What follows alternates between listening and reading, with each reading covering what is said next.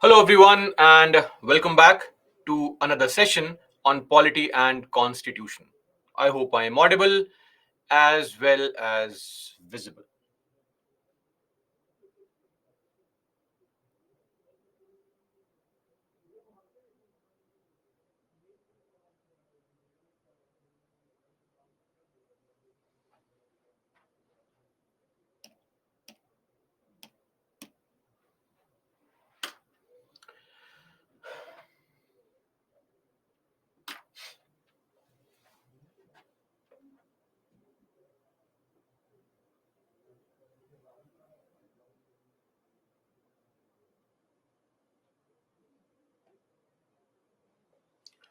Let's wait for those to join and then we'll begin our discussion for the day.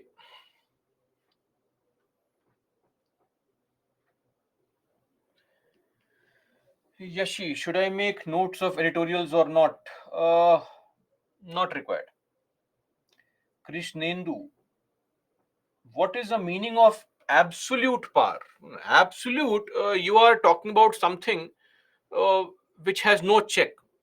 Use the word discretionary. It is discretionary. Absolute is a wrong use of word. Nothing in our country is absolute. Basu, I mean, you have answered your question yourself. Think about it.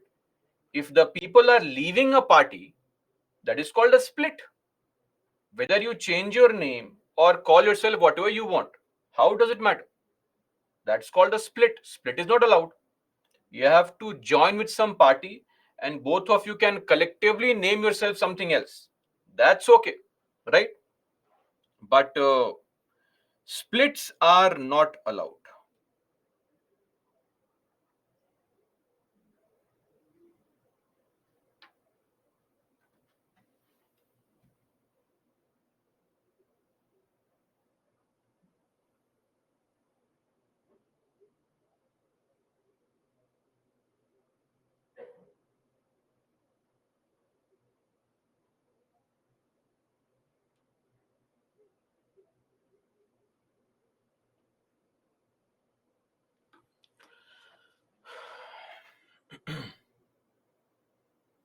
Yes, Meshak, that's possible.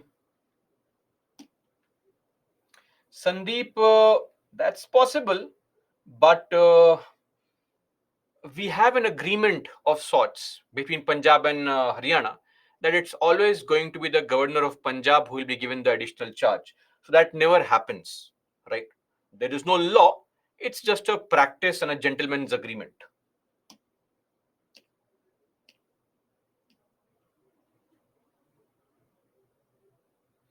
Yes, Pihu, that's a criteria. For governor's nomination, you have to belong to the same state. Yes, Sovik, it's all on the advice of Council of Ministers. Rahul, when a person leaves a party without joining any party, that's called a split. But when you join some other party, that's called a merger.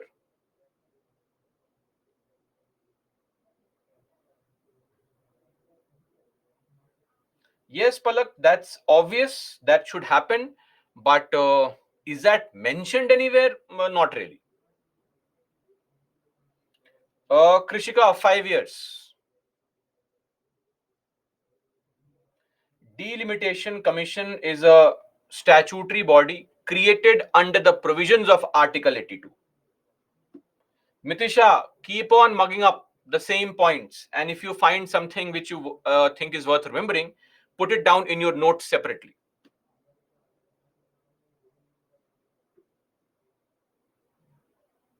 Yes, Rishu.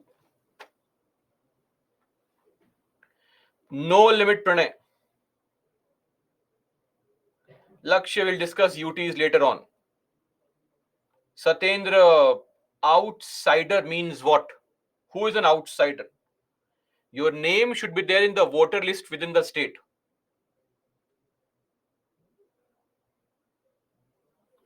Devyani, please read the slide again and read the article again.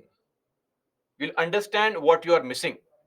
Pardoning a punishment and pardoning a death sentence are two different things. Please read the article once again, right? Abrogate, take away, lesson. Okay, guys, let's begin our discussion now. One thing I'd like to point out, nothing against you, but before you come to any assessment on what is the information in the PPT or say in the article, my request to you is to read them thoroughly, because of course whatever I have mentioned in all likelihood is going to be correct. So rather than trying to find a fault here, please try to make a proper assessment, because again, I know it's a learning thing, but we should understand that proper reading is very important. Dwapayan, please read, see the videos, or else it's okay. This won't be asked in examination. We cannot dwell over the LC's composition further. I think I have explained enough. If there's any further query, call the mentors, they'll help you out, etc. Beyond that, after a certain point of time, if others have understood majority, we can't go on dragging a topic which may never be asked in examination, right?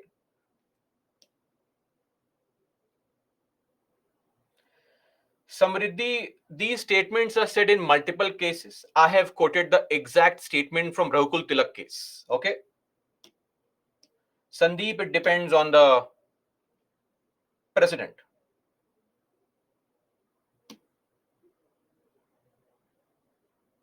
Rehan, I have no idea about that. Karthikeyan, I think it's mentioned very clearly in the slide. It can't be done. Why Chandigarh is Punjab dominated? I don't know of any such data which proves that Chandigarh is Punjab dominated. How do you know what is dominated? Loose words can't be explained. We are in a legal class, make legal statements which can be expressed. Krishika, if two third party members leave their party and join another party without merger, how can you join other party without merger? When you join some other party, that is called merger. You are merging with some other party, right? Merge is an English word. It's not some political science concept. How can we merge without ever joining some other party?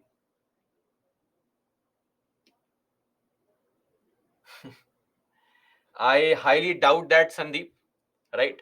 If let's say, feel that a lot of people there speak a certain language, then I may choose to have that as a language on the hoardings, etc. Right? And till 1966, it was a part of Punjab. Uh, Rehan, India's name is already Bharat. It has not become Bharat. Please read Article 1 of the Indian Constitution. Don't fall prey to WhatsApp forwards. Should we move on now?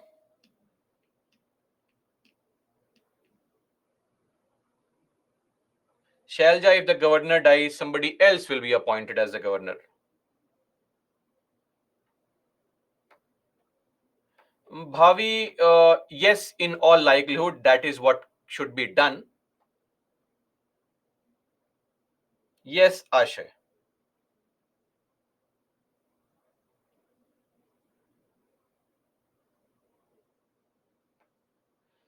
Prasan, that does not really apply to the Prime Minister. That applies to him only in very specific and limited cases where he does not control the majority. So that's okay. I have taken up all the questions you had, hopefully, yesterday to discuss.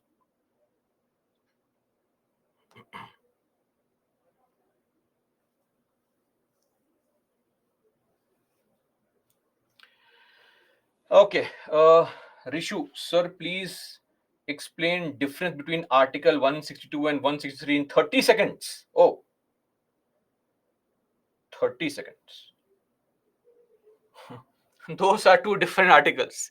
Article 162 talks about the limitation on the state's power, that the state's power will extend only to those topics. The state's executive power extends to only those topics on which the state legislature has the power to make laws. That's the state list and the concurrent list subjects. 163 is the relationship between the governor and the chief minister. There is no relationship. No, Tarun, that's not the case. Should we proceed now?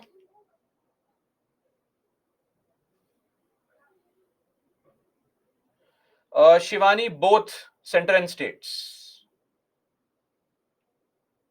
Pihu, same 6 years, no difference.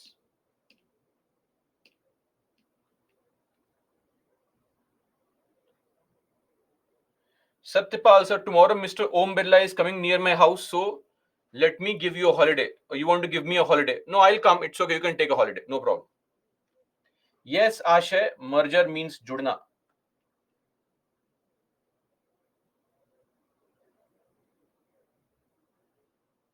Okay.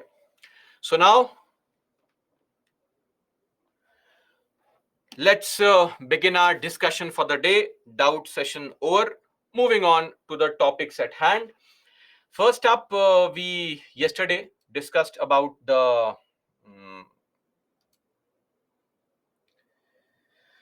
states, the state executive, governor, right? All the powers, including referential veto, ordinances, all such things. And then we also discussed the Article 254 referential veto, all these things, including special responsibilities. And towards the end, the discretionary powers of the governor in the implied sense, in the explicit sense, I'd explained everything. And lastly, the chief minister, the council of ministers, advocate general, and the legislative or legislature, including how to create a council, how to abolish a council, and then also the composition of the council, which I had explained in detail. Anyway, don't expect a question on uh, discuss on how the members of councils are elected. That will never come into examination. But if in case somebody is interested, the recorded video is available, explained twice or thrice. Read that to your heart's content. And if that is something that cannot explain to you, then I don't think anything can. Then it's better you move to a state which has a council, go and take part in the elections there. Maybe then you may have some clarity on how this is done.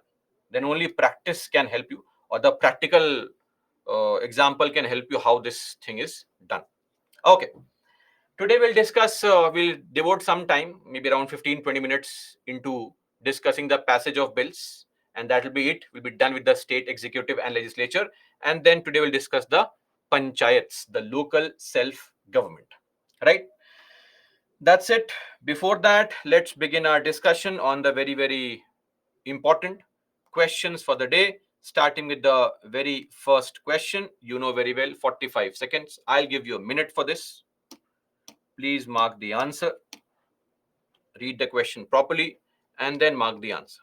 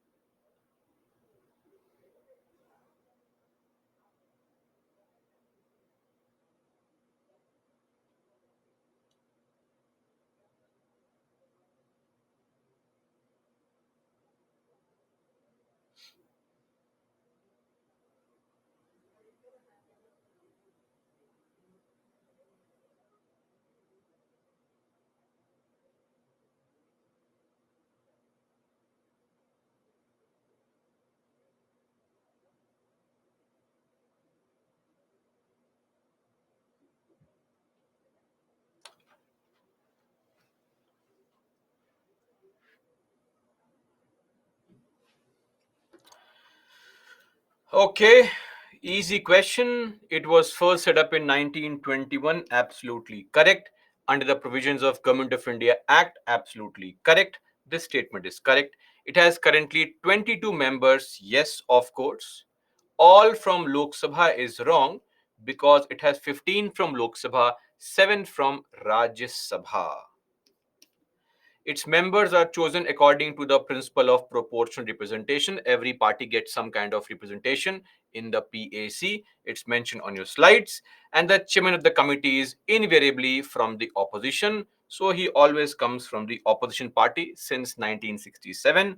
So this is also correct. Three statements are right. Only three is the right answer. I hope everybody got this correct. Simple and easy. Moving on to the next question. 45 seconds. Please mark your answer.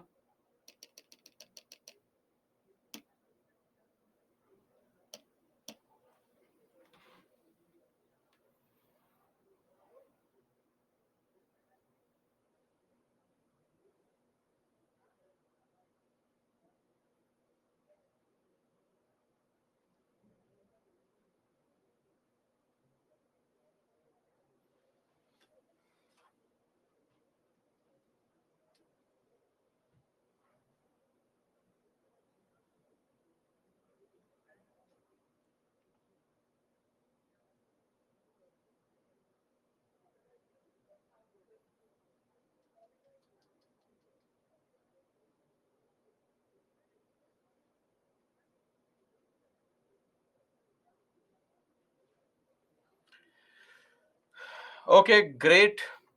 Which of the following statements is correct? So, of course, this is correct. Other statements are wrong. So, B is the right answer.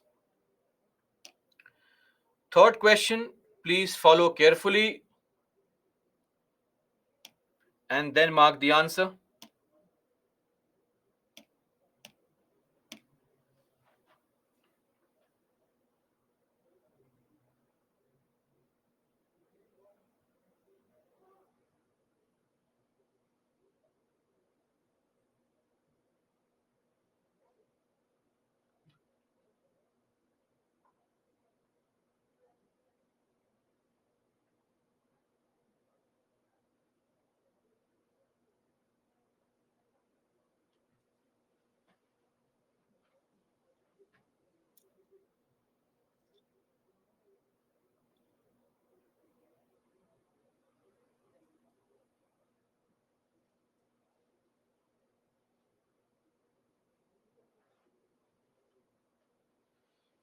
Okay, I think we have a repeat of this question. Constitutionally. Do you remember this question was asked earlier as well by me only? That constitutionally. So, as per the constitution, the vice president should be qualified for election as a member of which house? Please tell me. Which house? Rajya Sabha. Yes or no? This means constitutionally this person may not be eligible, but yes, in practice. So, anyway, for the president, yes. And for governor, this is not required only. What is required is age and citizenship, whether you are qualified for election as Lok Sabha member or Asam member. That is of no concern. So, of course, governor, but not this person. So, A, 1 and 2 only. Right? Moving on to the fourth question for today. I'll give you a minute, read properly, mark the answer.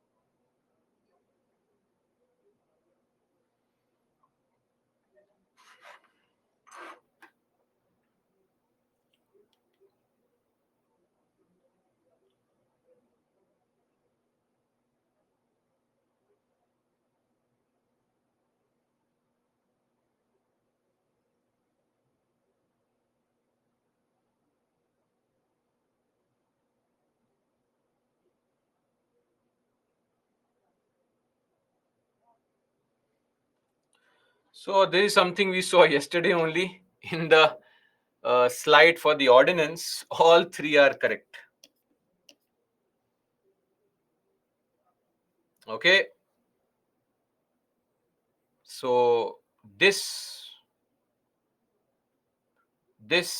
and this, all three are conditions with respect to where the president's approval is required. If an act of the state legislature containing the same provisions would have been invalid, this is the Article 254 type situation, the anti-need thing, right? If he would have deemed it necessary to reserve a bill, this is the referential veto concept, and this is where the financial emergency example.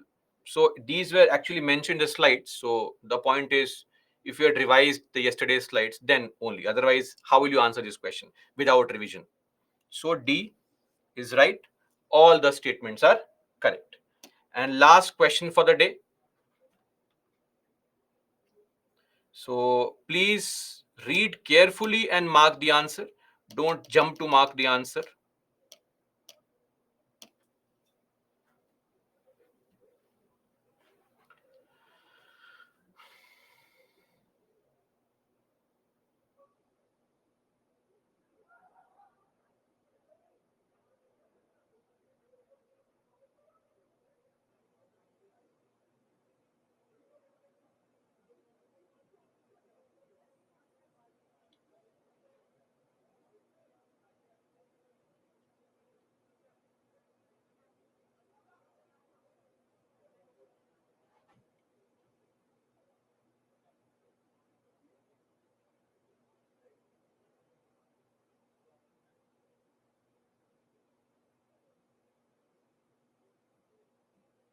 Okay. So, according to the Constitution of India, a person must prove his majority before he's appointed the chief minister. That's never the case. In fact, you become the CM or the PM, and then you can prove the majority. I think I explained this example under trust vote when I explained that Atal Bihari Vajpayee was made the prime minister, and then he was asked prove a majority. Within 13 days, he could not prove the majority and he resigned. Do you remember that example that I wrote also on the slides? So, nothing is mentioned in the Constitution. Why will the Constitution mention all these things? Okay, so one is wrong. Second one is, of course, Nayak article that we say a person who is not a member of the state legislature cannot be appointed as chief minister. Of course, they can, right? But the concept is how many months? Within how many months should he become the member of the house? Okay, very good. Within 6 months, he should become the member of the house. Both are wrong. D, neither one nor two. Clear? That's it. Let's move on now to the topic at hand. That is a passage of bills. Before that, let me show you the leaderboard. Quite a few of you got all correct. Pallavi, Yuvraj, Karthikeyan, Akash, Sivaranjani, Ritu, Srivastav, Basu, Pranav Mishra, Mansi Tyagi, Ruchita, Kavana, Shubha, Sanjana. Oh, 13 people getting all 5 correct. Very good, guys. And Lakshmi, Sarfuddin, Besti, Nikhil, Kumkum, Baby, Samir, Tulsi getting 4 correct. Others would have gotten 4 correct, I'm sure. But timing was a factor. Great. Okay, now let's move on to the passage of bills at the state legislature level. Firstly, the passage of ordinary bills.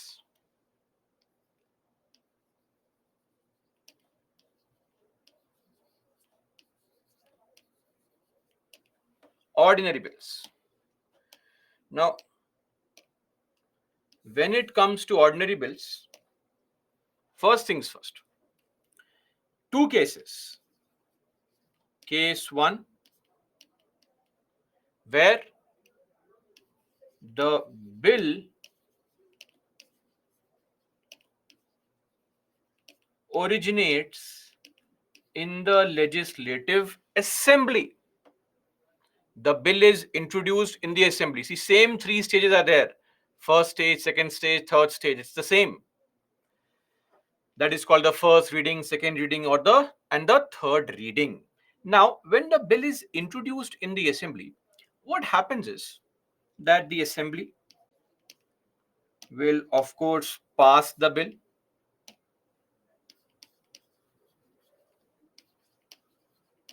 It goes to the council. See, council can always pass the bill. That's a given. Let's take other things into consideration. If passed, all is well, right? Now, what can be three situations where there could be a problem? Let's focus on those three elements.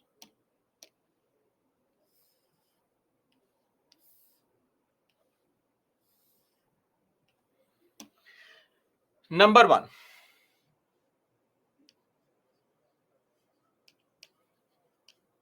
rejects the bill.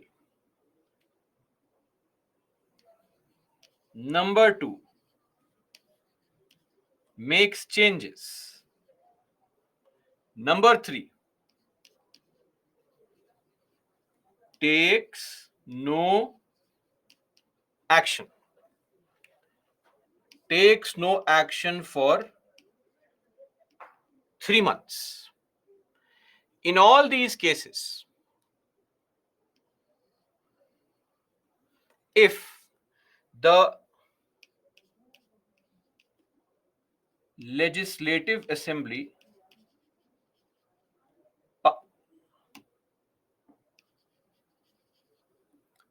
passes the bill again, then what happens? Again, the same drama. If the council rejects, if the council again tries to take no action or does not accept the changes, it does not really matter. Rejects or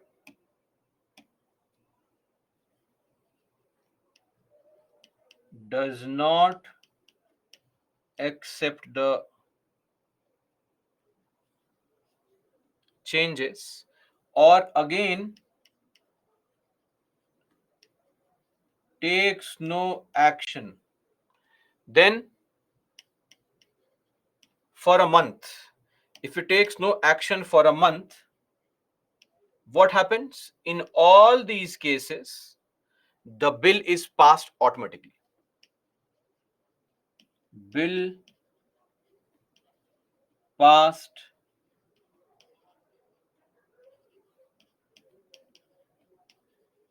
automatically.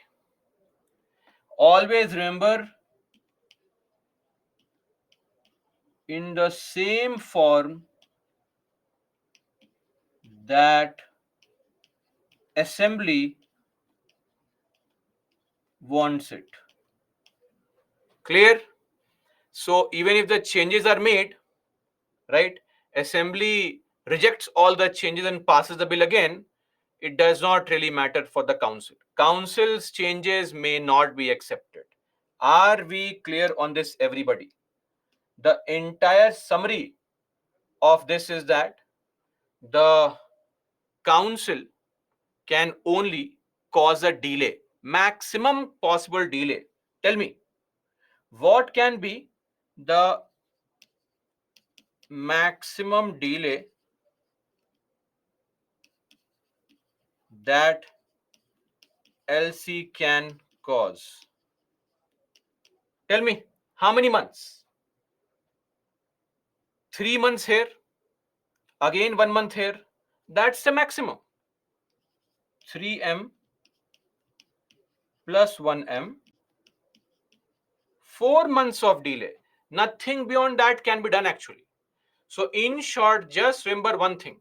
When the council, when the assembly passes the bill, whatever happens, ultimately the bill is passed in the same form that the assembly wants to get it passed. There is no concept of joint sitting and all. If the council is very unhappy, so what? Sit and cry. We don't care. Okay? So,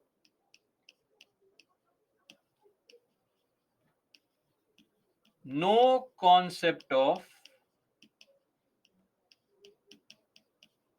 joint sitting. I hope this point is clear. Now, the other case can be, you can say, but sir, what about case 2?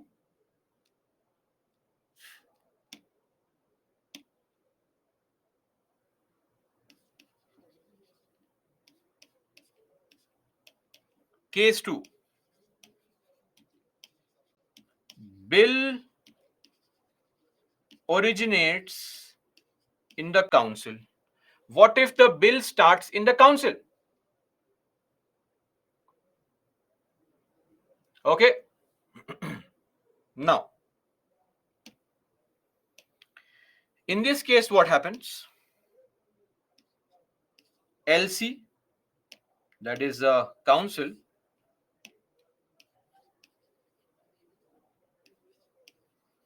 will pass the bill. It goes to the assembly. Now, if the assembly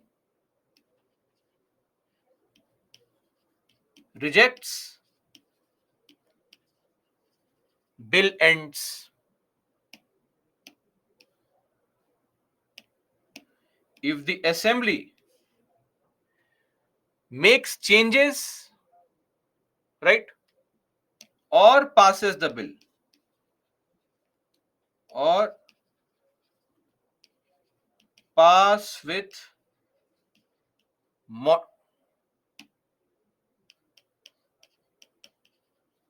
modification, what happens? In both these cases, bill passed in the same manner as the assembly wants. Clear? So here also the council can pass a bill. Of course, a bill can be introduced in the council, but don't ever think that if there's some kind of conflict, the council will prevail. No, council can never prevail. That is not possible only. Okay? If assembly rejects the bill, takes no action, the bill is pending. The council cannot force the assembly to do anything. Are we clear? Afreen, if assembly takes no action, the bill is pending forever till the assembly takes an action.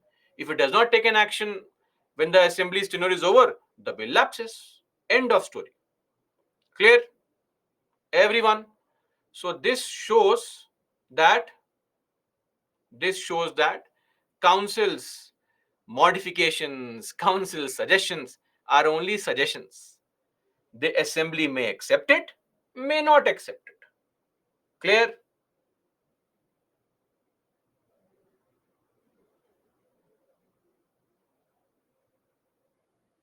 Which council?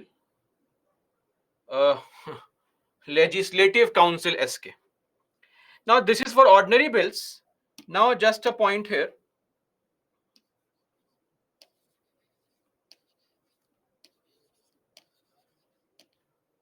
Money bills, there is no difference. In case of money bills, council, this is similar to that of the Rajya Sabha. So can only delay for how many months? Not even a month, 14 days. Okay. This is similar to Rajya Sabha in the parliament.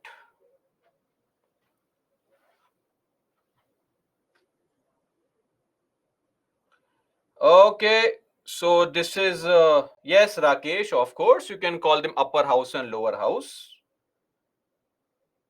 Yes, Pranav, the council's term is 6 years. These members keep on changing every 2 years. That's it. Yes, yes, Bhuvnesh. When the LA sends a bill back to the council may not pass it. It does not matter. Even if read the statements here, don't create own conclusions. It may take no action also, right?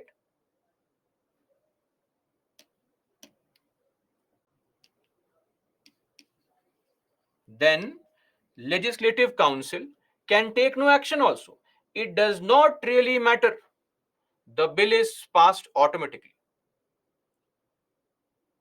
Swarufuddin, there is no such issue there. The issue is separate, which has got no relationship to the constitutional provision, which I am explaining here.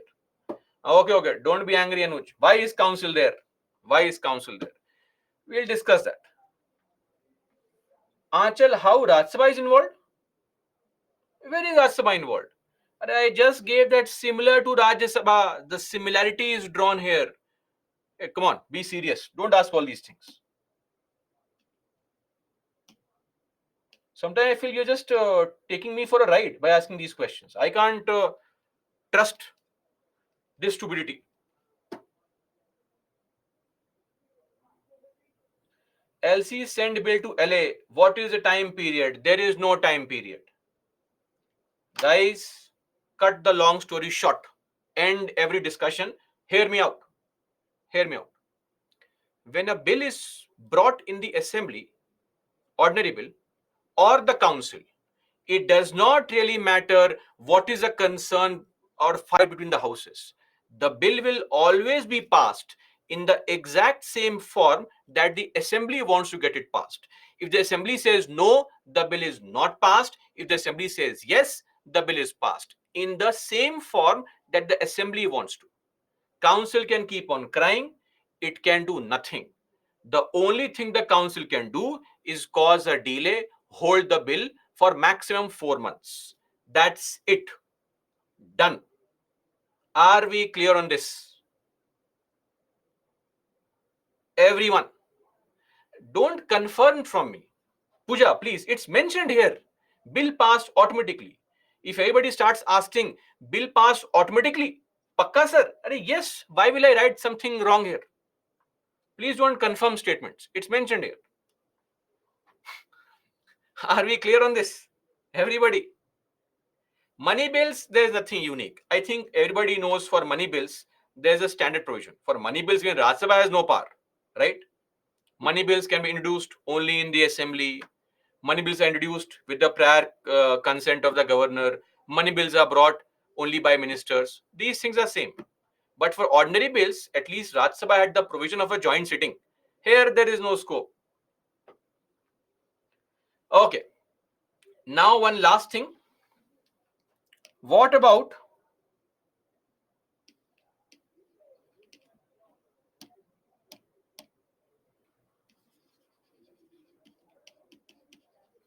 constitutional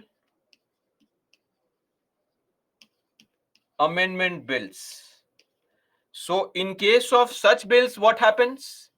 Such bills can be brought in either house or only in the assembly. Tell me. Let's take a poll. Constitutional amendment bills. On such bills can be brought in the legislative assembly only. A for yes, B for no.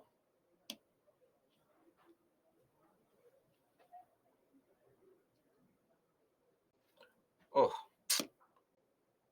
cancel this poll. It's too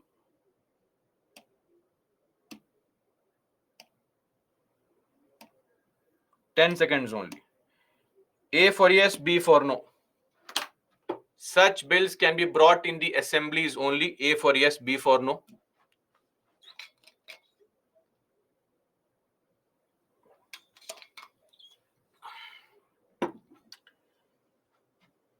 Grand salute to all those who marked A as the answer. Amazing.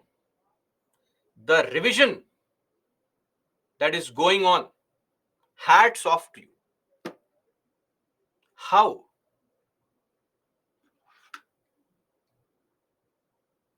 Still some people are writing. So for all those who are trying to say that it can be brought in either house, the state legislatures cannot bring a constitutional amendment bill. My dear innocent aspirants, life is very tough outside. This innocence will not work. Please revise. It was mentioned when we were discussing Article 368. The very first line, such bills can be brought in either house of the parliament. And I made a statement only at the central level. Sirs and ma'ams, how will we ever clear the examination with this kind of revision? Anyway, so again I'll repeat that states cannot initiate any kind of proposal to modify the constitution. They can only wait, and if at any point of time the center tries to modify the federal structure, then such proposals are sent to states seeking their approval. That's it. Okay. So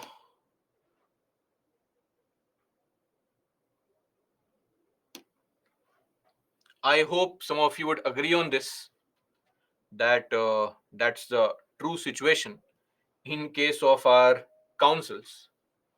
Only center has the power. Ashay, are you still confirming, Ashay? Sir, please revise, sir.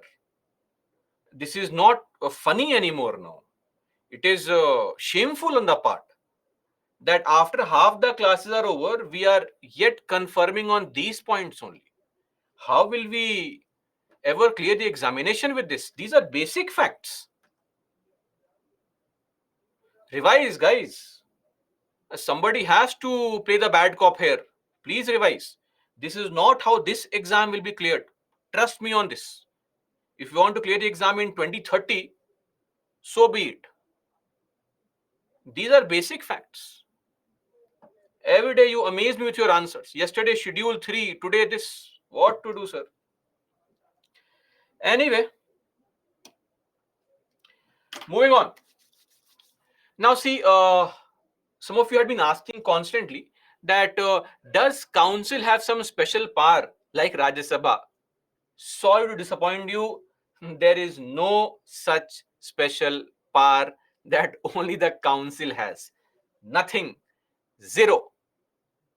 There is no special power the council has. In fact, the situation right now is that we are trying to find out those areas where they have equal powers.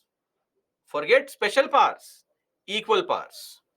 For example, introducing a bill. Okay, introduction of the bill takes place in either house, and passage of ordinary bills, right? It's the same majority, which is what? Simple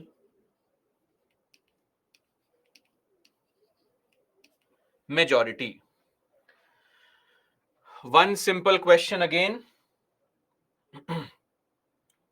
When it comes to the passage of bills, is there any bill which is passed by a special majority in the assembly?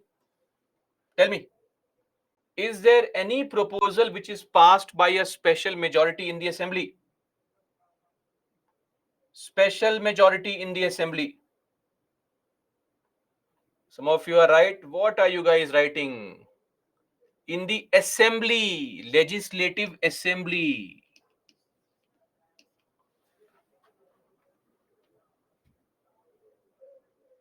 Okay, before you further disappoint yourself and me, it is the creation or abolition of legislative councils. Article 169. Okay, this is the situation where a special majority is required in the assembly. Otherwise, there is no other case. We'll see a case which is specific to states like Nagaland shortly, hopefully today only. But as of now, only this case. Now, tell me, when you are creating or abolishing a council, what kind of majority is required in the legislative council? Tell me. To create or abolish a council, what kind of majority is required in the council?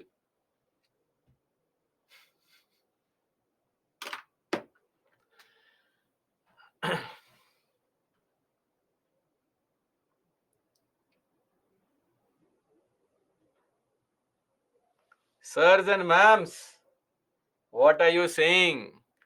To create or abolish a council, why will we ask the council? Such bills are only limited to assembly. What are you writing? Special majority, effective majority, simple majority. To create or abolish a council, the proposal is only in the assembly, right? And then it is sent to the parliament. Why will the council be asked? Should we abolish you? And to create a council, how can you get the bill in the council? There is no council only. Still, somebody is writing more than 50%. Arey, sir, please. Okay. Anyway, I hope now you have understood. Council has no role to play in creating itself or abolishing itself. Okay. Approval of ordinances. So ordinances are basically tabled in both the houses. Are we clear? So take the example of, say, a state like Bihar. In Bihar, if either assembly or council is not in session, an ordinance can be brought. Or take the example of, say, Haryana. In Haryana, if the assembly is not there, ordinance can be brought, right? And when the ordinance is tabled in the house, they have to be tabled in both the house. Okay. Now, Acha, one more thing. Somebody was asking me about the chairperson of council. So just let me clarify. The chairperson of legislative council is not the governor. Please, not the governor. The chairperson here is somebody who is elected just like speaker from amongst the members. Elected by and from amongst MLCs. Are you clear? Okay. Now, selection of ministers, that's a point of equality. Ministers can come from either house. I mean, we have seen a situation even right now. Can you name a minister, a chief minister who comes from council? No, sir. Why Mamta? Mamta Banerjee's state does not even have a council. Don't write Mamta Banerjee. West Bengal does not even have a council. At least write the CM of that state which has a council. I had explained this earlier actually. Nitish Kumar from Bihar, a classic example of a chief minister who belongs to the council. Or the case of Maharashtra. Till recently, Uddhav Thackeray belonged to the upper house, the council. Or previous tenure. In the previous tenure, Yogi Adityanath belonged to the council. It was this time that he got elected to the assembly. Okay. So this is a very common thing, nothing unique here. Then any report of a constitutional body or a statutory body, when the governor tables the report in the house, the report is sent to both the houses. Okay. SFC, State Finance Commission. We'll be studying this today only. SPSC, State Public Service Commission. And CAG, Comptroller and Auditor General. Such kind of reports are tabled in both the houses. Of course, it will be very embarrassing that we simply exclude the council from any kind of discussion. So that is not done. And this is Article 321. If at any point of time you want to enlarge the powers of the State Public Service Commission, jurisdiction meaning power. Jurisdiction means the area of influence or power. So if at any point of time you want to extend, increase, enlarge the power of the SPSC, then you will have to bring such a bill in either house and get it passed. But passage is the same, that concept is the same. LCs can have no ultimate control over the passage of bills.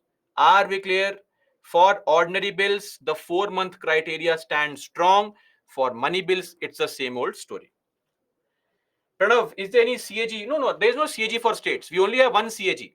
That's the head in the country. The same CAG, the same department also audits all the state governments. Are we clear? The department is called Indian Audit and Accounts Department, which has around 133 offices across the country, over 50,000 staff. So it's the same CAG's team. That's it. We are done with the state legislatures. Now, from this topic, only one question could be asked on the importance of councils. It has been asked. So, sadly, now asking a question from this within the next 2-3 years is extremely unlikely, right? So, it has already been done. It won't be asked again. Explain the constitutional provision under which councils are established. Review their working and current status with suitable illustrations. So here, explaining the constitutional provisions, which article 169 needs to be explained, right? And then talk about their functions, talk about their advantages, talk about their challenges, right? We can also mention equality of power. Now, one point that I would like to tell you is suggestion. So, what about suggestion? We'll discuss this. Guys, some of you are very angry that it is cost, it's just increasing the cost. Of course. But councils actually can be utilized, not in the current form.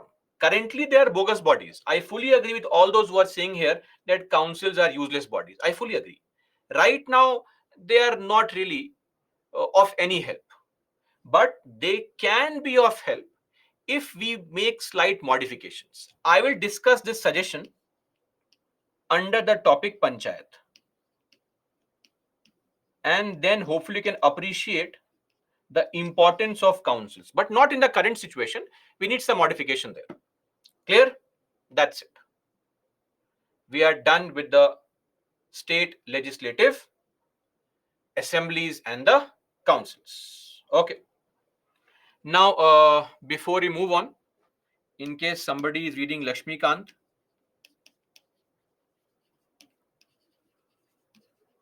though these are extremely low priority topics, and low priority does not mean don't study. Please study. 30 to 33. As far as important articles are concerned, see, when it comes to the appointment and removal, I would request you to remember these two articles, 155, 156. Why? Because the independence of the governor is very, very important. So a question along those lines can be asked at any point of time.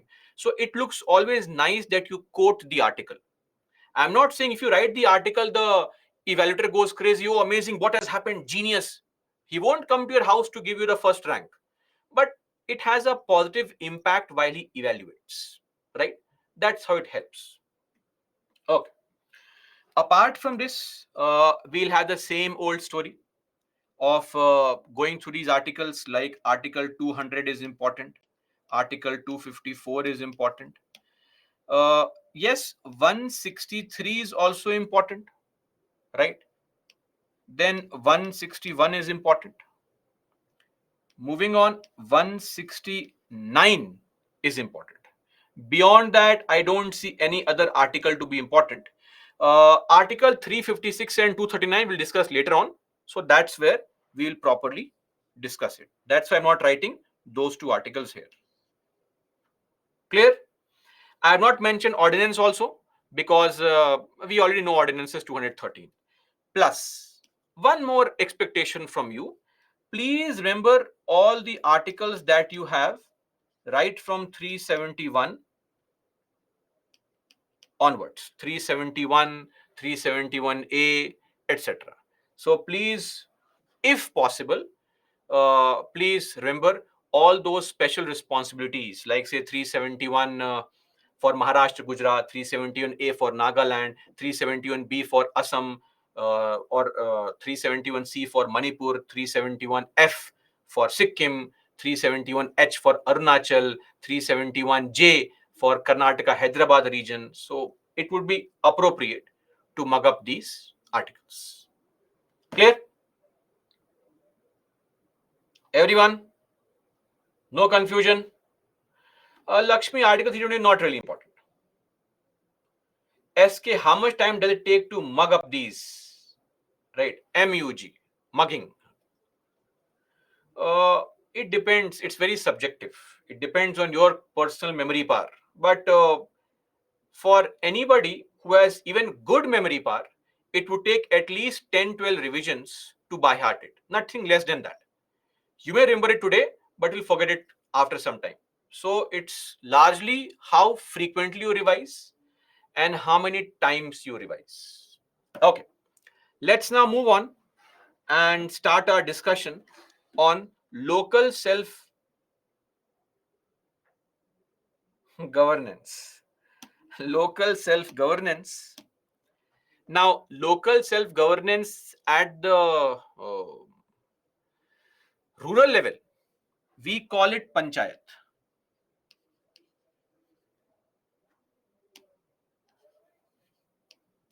At the urban level, we call it municipalities. Okay, rural and urban, panchayats and municipalities. First up, we'll discuss the constitutional provision and we'll look at the panchayats that we have in the country, what is the provision, etc.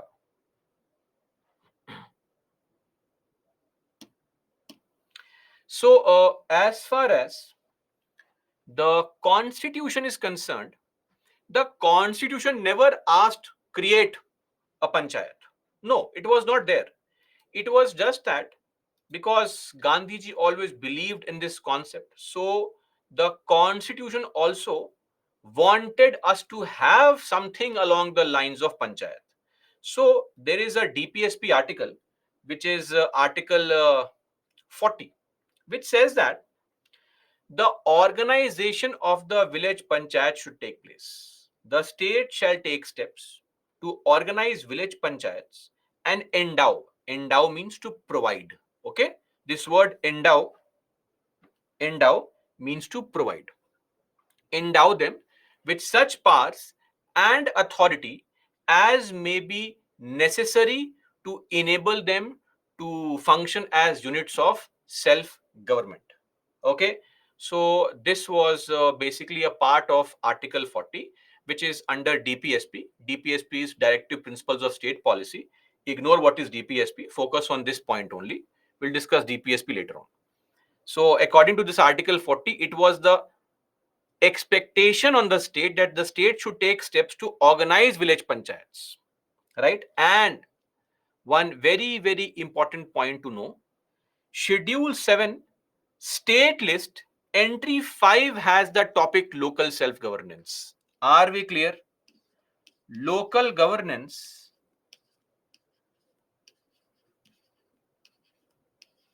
is a part of state list subjects. State list, meaning the when I tell you the provisions, there will be a lot of disparity with respect to certain provisions amongst the states.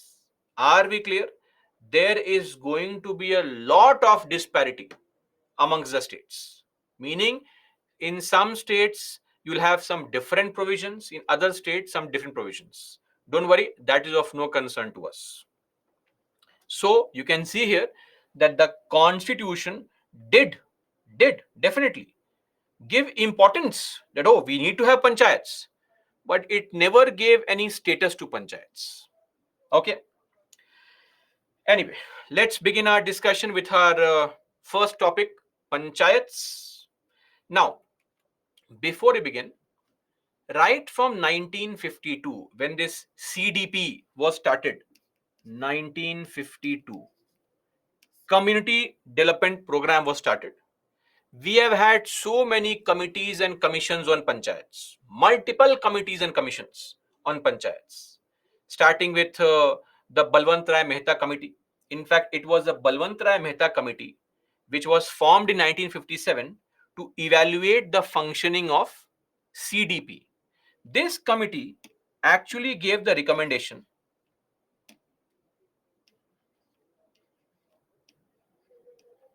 recommended creating panchayats. Guys, in the entire chapter panchayat, I will use this as a short form for panchayats.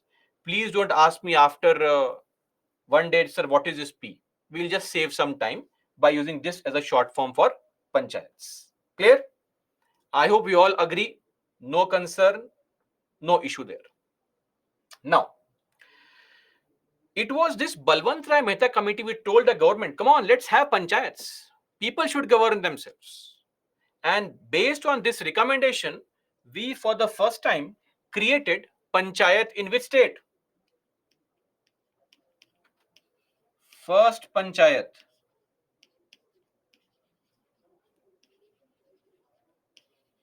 Nagaur district, Rajasthan. So people of Rajasthan, a proud moment for you. Anybody from Rajasthan here?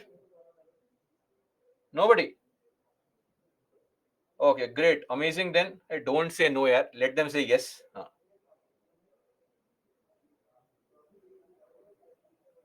Okay, great. Amazing. So hats off to you guys. Celebrate the success. And this was done on the 2nd of October 1959. Of course, Mahatma Gandhi's birthday, the right day to launch this panchayat in Nagaur. Okay. Then we saw these panchayats are against Hindu Marriage Act, Madhuri.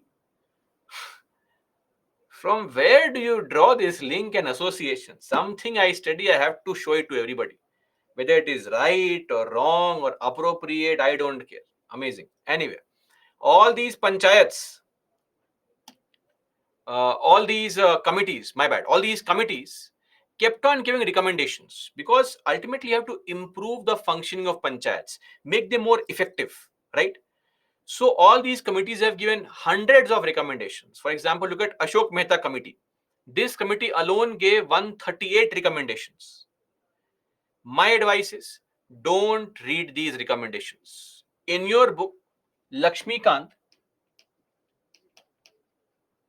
you have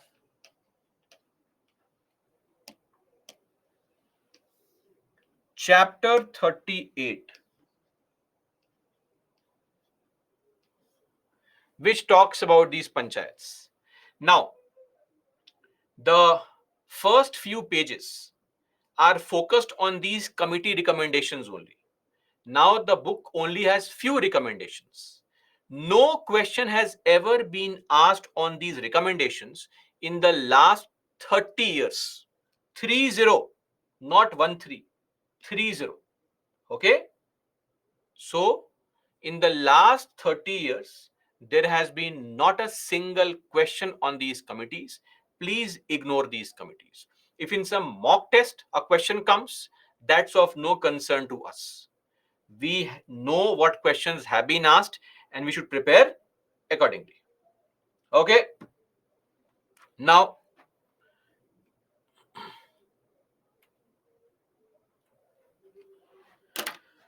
so please focus on what is there in the PPT.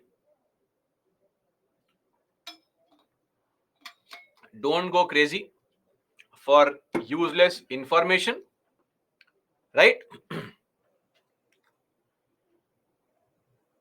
Okay, let's move on now.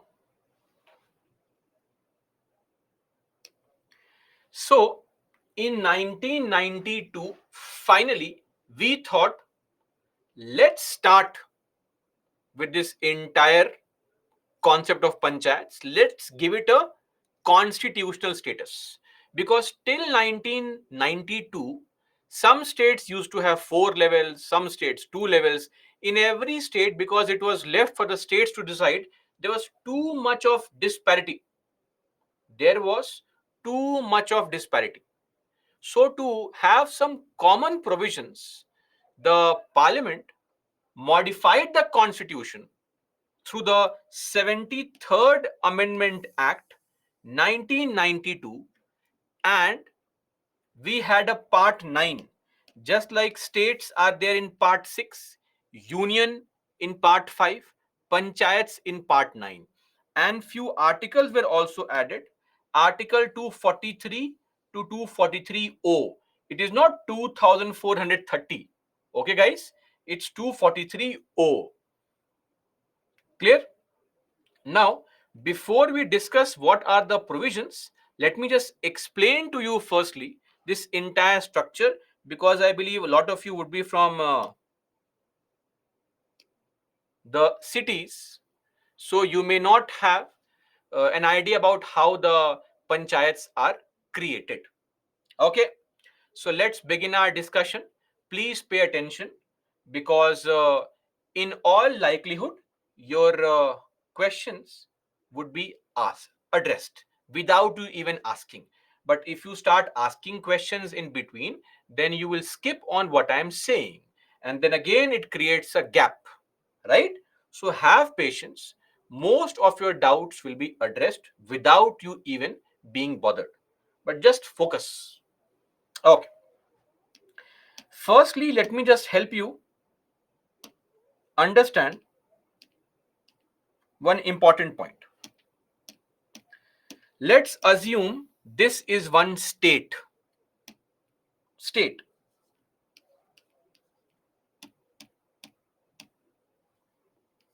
Any state. Now, this state is going to be divided into various parts called districts.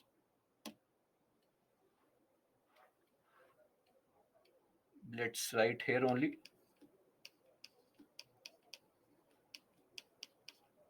District. These districts are further divided into small parts called block.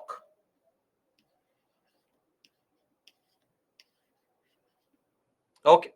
Now, this block can be known by various names.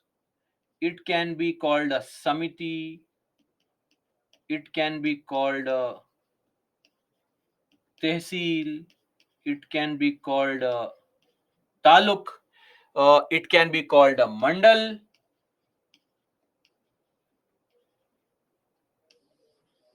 All are same things.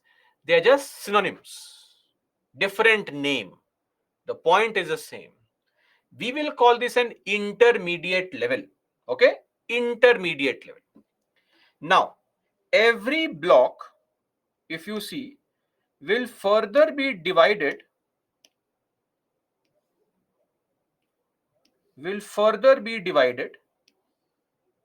into gram, village.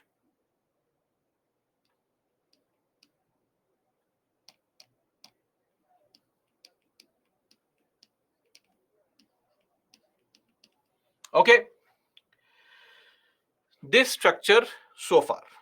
Now wait, this village is further divided into small parts. We call these small parts as constituencies. Small parts called constituencies. But in most places, these small parts are actually referred to as, with a common name, ward. What are they called? Ward. So think of ward as a small colony in your village. Gram. Gram is village. Clear? Now, this is the structure of panchayats. So what happens is, every village has some people. The entire village population, the total village population, the total adult village population, the total adult village population whose name is in the voter list. This group is known as Gram Sabha. Are we clear, everybody? This is the lowest level at the organizational structure. What is Gram Sabha? Gram Sabha means the entire village population. Of course, they should be adults, meaning above 18, and their name should be in the voter list. So, what is Gram Sabha?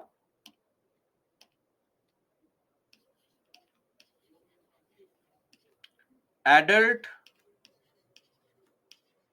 village population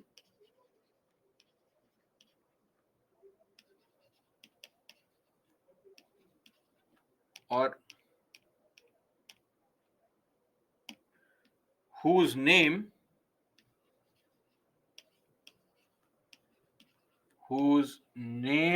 are in the electoral roll, meaning whose names are in the voter list. Everybody, like you and me, common people above 18. That's called Gram Sabha. Now, don't be confused here. Gram Sabha does not always mean one village only. Sometimes a village can be very, very small. So, Gram Sabha can be one village or a few villages also. One or few villages. This is what is a Gram Sabha. Average population of Gram Sabha, let me just tell you, across the country is 3,416 people. So roughly think of it as 3 to 4,000 people in one Gram Sabha. That's an average. This number can change, right? So this is all the people of this area. Think of this. All the people living in this area, they are what? The members of the Gram Sabha, collectively called Gram Sabha. Now, again, let's understand this point. We have people living in these areas. People living in these areas. These people are divided along what? The lines of wards. Yes or no? Into various wards. So, this is one ward. All these people are now divided and live in different ward or different constituency. People of each this ward, all the people here will choose somebody who is elected from this area, just like MP MLA. They also choose people vote to choose one ward member. Okay. Similarly, all the people choose ward members. So all these ward members, all these ward members, all of them will sit in a place together, and that body is not called parliament, it's not called legislature, it is called panchayat. Since it is at the village level, we call it gram panchayat or the village panchayat. Are we clear of this concept now? Or even this is a problem for some?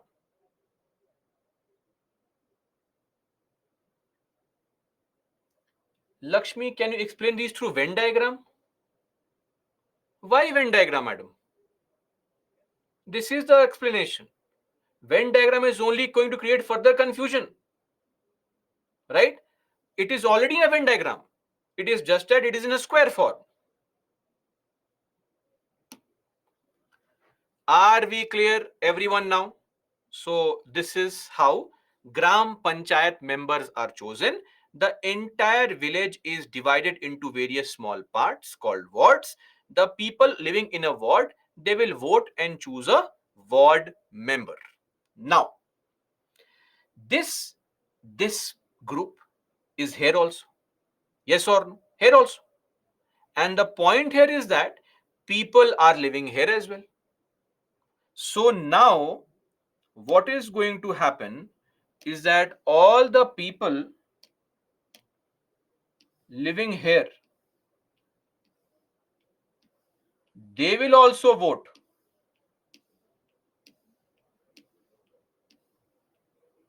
Okay, and choose members. These members,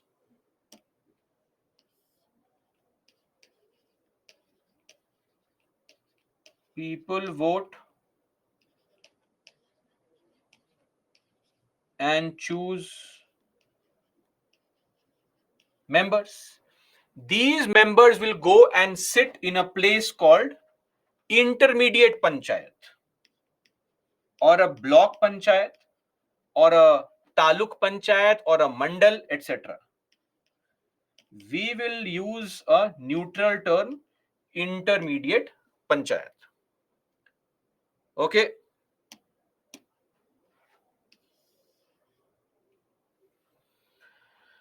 So now intermediate panchayat. Members are chosen here also. Members divided into various parts, and from various parts people choose members who are a part of this entire block. Are we clear? Think of it like this. Some kind of division is there. People are choosing. They all come and sit here. Okay. Similarly, we also have the concept of district panchayat,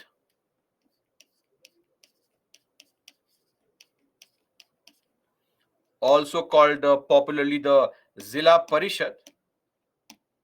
Here also, we have all these people who are living, and again from various parts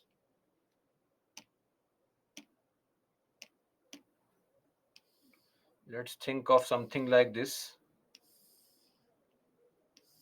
From various parts people vote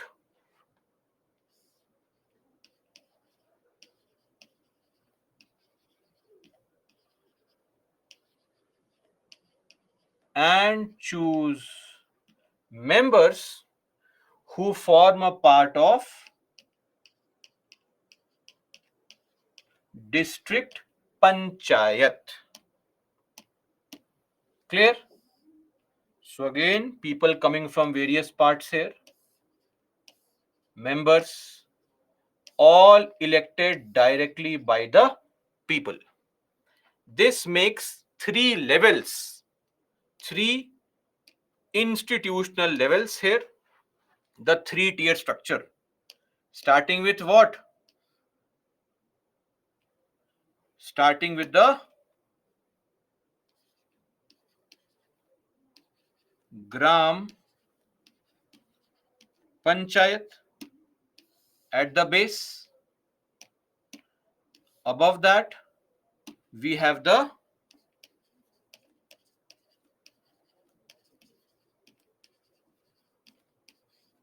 intermediate panchayat, and above that we have the district panchayat also called Zilla Parishad. You can call it district panchayat.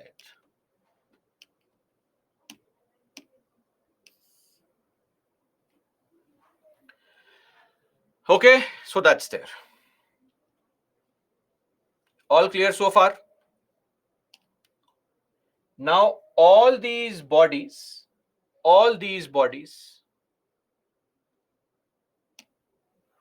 have some members, yes or no? We just saw Gram Panchayat also has members, District Panchayat also had members, Intermediate Panchayat also had members, and of course there has to be a chairperson also. So there will be a chairperson and members. Remember this here? Gram Panchayat, all the people here vote and choose one person who goes and sits here, one person who sits here, one from here. So this entire group is represented by this Gram Panchayat, which comprises of some people, 10-15 people, who are chosen by various wards from that area. Chairperson and members. Here also, I can, okay, let me write the full form only. Chairperson, members, and here also chairperson and members. Now, as we have seen here, here, and here, people vote, people vote, people vote. So, members at all the levels are elected directly by the people. Clear?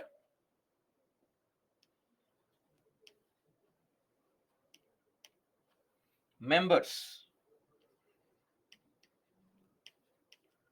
direct election. Members, direct election. Members, direct election. Now, how to choose these chairpersons? Very simple. How do you choose a speaker? The members of the parliament, the Lok Sabha, from amongst themselves, they choose somebody as a speaker. Here also, the chairperson is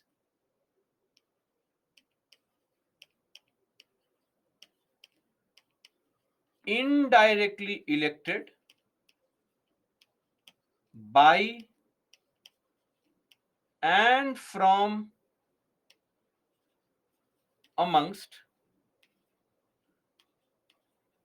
members. These people only choose somebody from amongst themselves that, okay, you become the chairperson. Now, in some states, the chairperson is chosen for 5 years. In some states, they keep on changing every year. In some states, 2.5 years. That's of no concern to us. Same here. The members choose from amongst themselves. Hence, we call it indirect election. So, indirectly elected by and from amongst members. Now, the big question: how is a chairperson of Gram Panchayat chosen?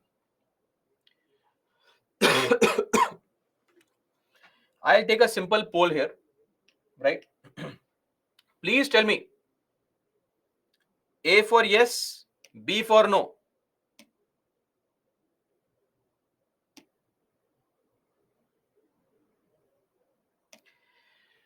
The chairperson called Mukhya, Sarpanch, Pradhan, President, whatever name you may call the person, he is chosen directly by the people. Please press A if you think it's direct. Please press B if you think it is indirect.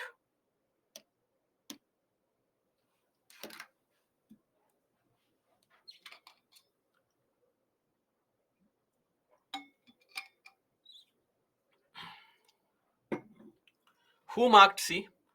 Anyway, both A and B are actually right, because in some states they are chosen directly, in other states they are chosen indirectly.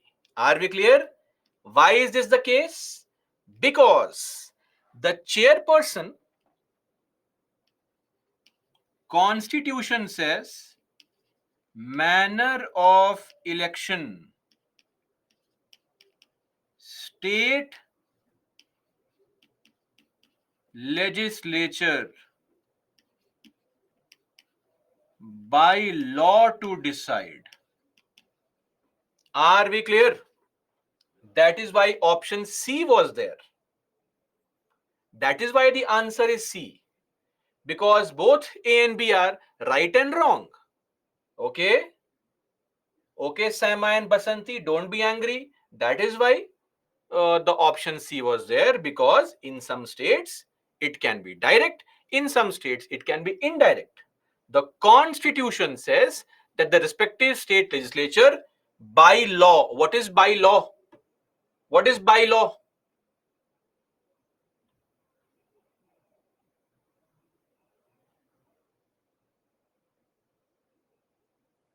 Simple majority. Great. Simple majority. I hope these points are now clear. Okay. Now, one more thing. The chairperson of, see, I am telling you again and again, I am giving you the most standard names.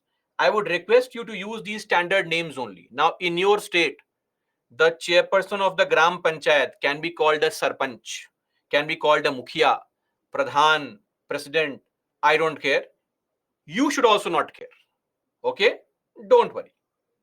The point is that all that you should know is what is the procedure mentioned in the constitution. Don't worry, you will never be asked to conduct elections for panchayats, at least till the age of 60. Okay? Now, same thing, intermediate panchayat can be called a Mandal Parishad, Panchayat Samiti, Taluk, Tehsil, we don't care. Please use these standard names only. District Panchayat can be called Zilla Parishad, but I would prefer use standard names. We should never let the evaluator know which place you belong to. We never know the bias of the evaluator. What if he's a South Indian bias against North Indian, or North Indian bias against South Indian? We don't know. Let's keep all these things personal. Okay. Now comes the puja. Difference between Gram Panchayat and Gram Sabha. How can that be a question? Gram Panchayat is an elected body. Gram Sabha is the people of a village. It's like you are asking a difference between a citizen and an MP. People choose members of parliament. Anyway, this seems to be slightly challenging as a concept for some. Lakshmi, these all panchayat section mentioned, yes, I will not lie to you. These are all constitutional provisions. Okay. Now, one more thing.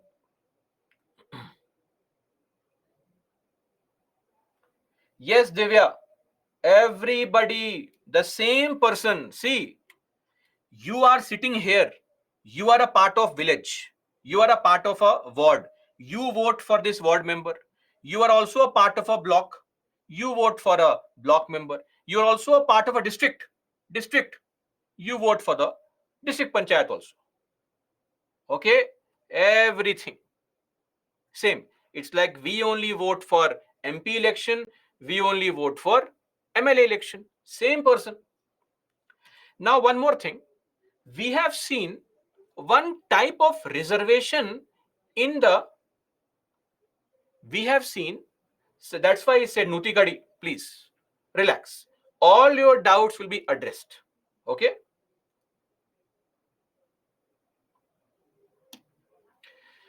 Now, in the Lok Sabha, in the Rajya Sabha, in the Vidhan Sabha, in the Vidhan Parishad, we have reservation for SCs and STs.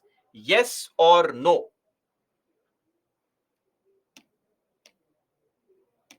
A for yes, B for no.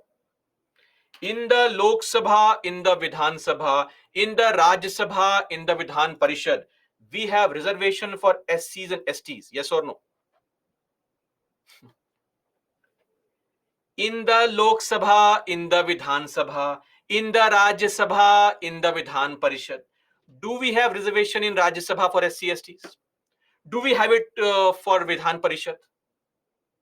Now tell me, you don't even listen to the question properly. How will we ever clear the examination like this?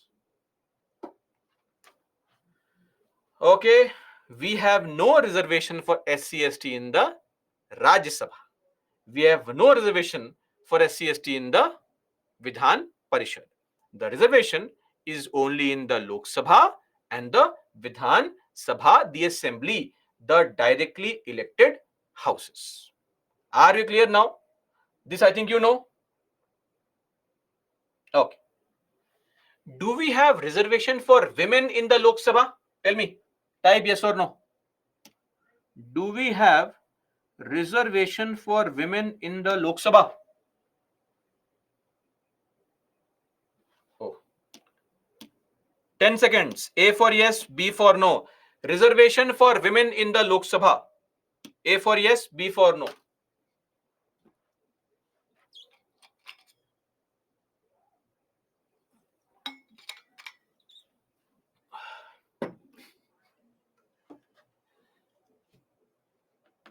When did we ever see this provision that there is a reservation for women in the Lok Sabha?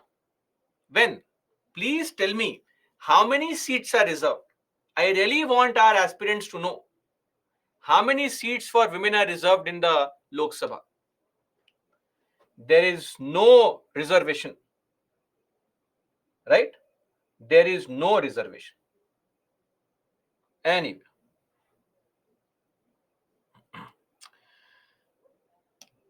but in the panchayat, there is mandatory constitutional reservation, right? So we have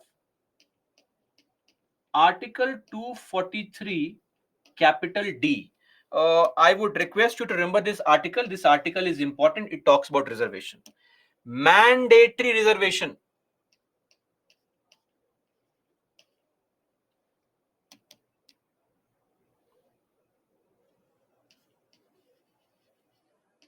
Reservation of seats for scheduled caste, scheduled tribe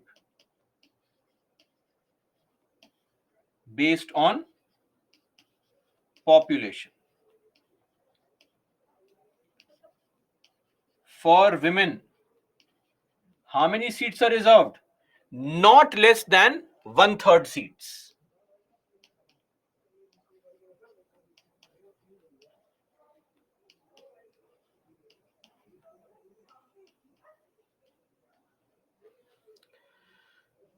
I hope this point is clear. Not less than 1/3 seats are reserved for women at the level of panchayats. Clear? This is a mandatory reservation. Now, one more thing. Very simple, easy to understand.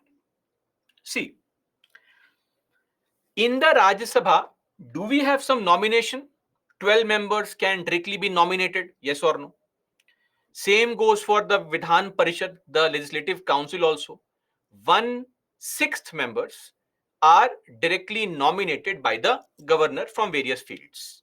Here also, there is some nomination. But of who? Which person can be nominated?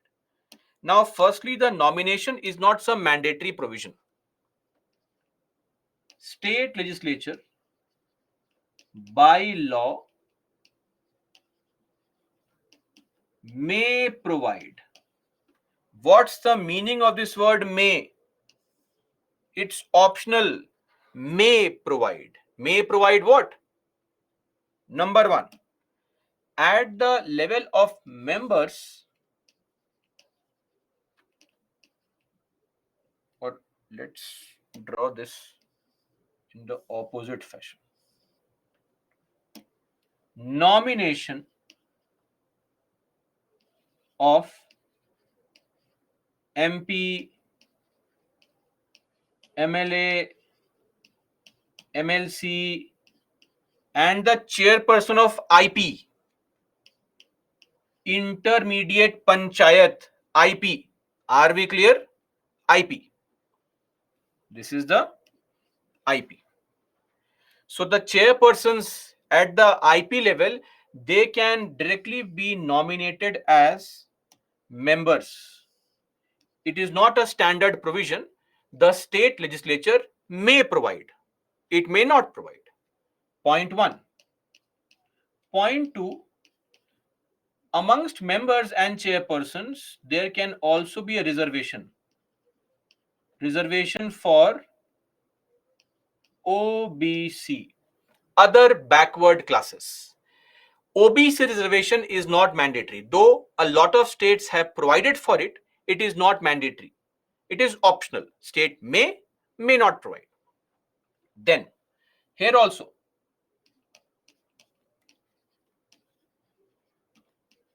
nomination of MP, MLA, MLC, or chairperson of the Gram Panchayat, GP, Gram Panchayat. They can be made members here directly. Okay? They can be appointed as members. The local MP, MLA, don't worry, it is not the violation of office of profit. It is allowed. Second, here also, reservation for other backward classes.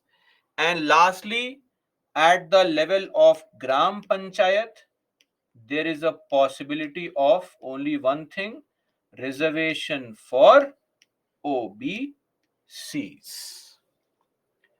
I hope this point is clear. This summarizes our entire concept of panchayats in one slide, all the constitutional provisions mentioned here. Now, at every level, you have some officer attached. At the Gram Panchayat level, we have a person called Panchayat Secretary. Okay. At the intermediate level, we have a person called BDO, Block Development Officer.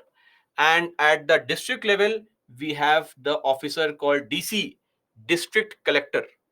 These are all executives. Okay. So the panchayat has a link between the government and itself. Who will have the link? Who will act as the link? Who will control, or who will ensure that the provisions, the issues pertaining to the Gram Panchayat or the Block Panchayat or the District Panchayat are sent to the state government at various levels? These executives, they are your link with the government. Okay. So here it's the district collector, people like you, some of you clearly IS officers, BDO, the block development officer, and panchayat secretary. Okay, that's it. Now, just to tell you that this concept or this idea of panchayats is of such grave importance that in our country we have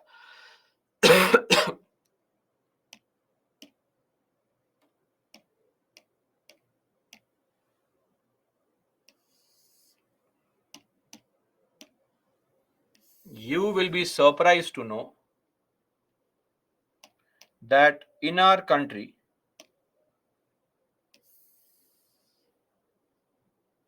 there are roughly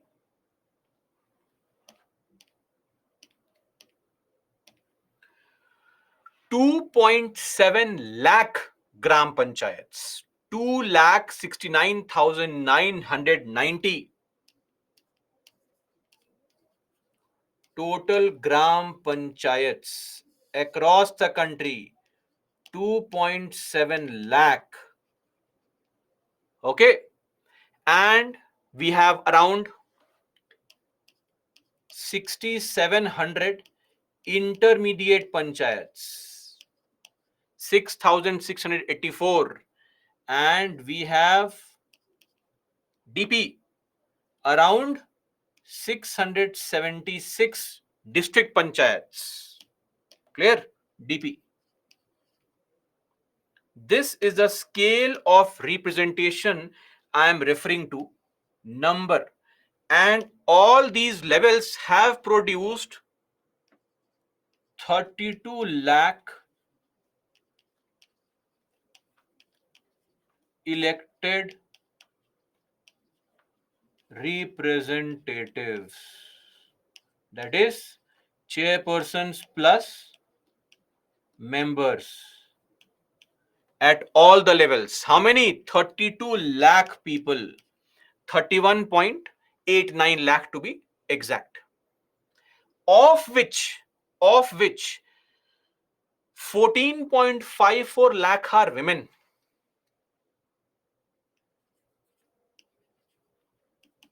of which 14.54 lakh are women. This is roughly 45.6% or around 46%, which is way higher, way higher. This is the scale of representation that we are talking about. Okay.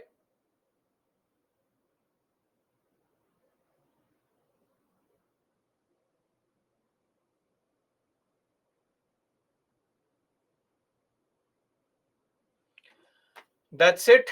We are done with our discussion on the structure of panchayats. Okay. Now, in your state, I will tell you once again, in your state, the names can be different. Please understand, it may not be possible for somebody to know what is the name of the panchayat at your state. If you go to UP, the Gram Panchayat chairperson is called Pradhan. If you go to a state like Bihar, they are called Mukhya. If you come to Tamil Nadu, they are called President, right? So it may not be possible for me also to know what nomenclature your state has given. If you want to know for your own state, please download your own state's Panchayat Act. But that is of no concern for UPSC. In your state PCS, if it is asked, that's not my problem. But UPSC will not ask, tell us the name of the Gram Panchayat's chairperson in Rajasthan. Secondly, these are the standard terms used. DC is a district collector, an IS officer. Now, if you ask me, sir, does he come through UPSC? It's not mandatory. You can come through SPSC and can get promoted also. So these kind of questions will make no sense. Okay. Same goes for BDO. State service examinations. Of course, now BDO will not come from UPSC, from state services. Can be a promotee also. Promotions also there. Same goes for Panchayat Secretary. Clear? And then coming to other nomenclatures also, names can differ, but the structure remains the same. The provisions remain the same. These are all constitutional provisions which you should know by heart. It very simple and easy to understand. I hope I have made myself extremely clear. And now let's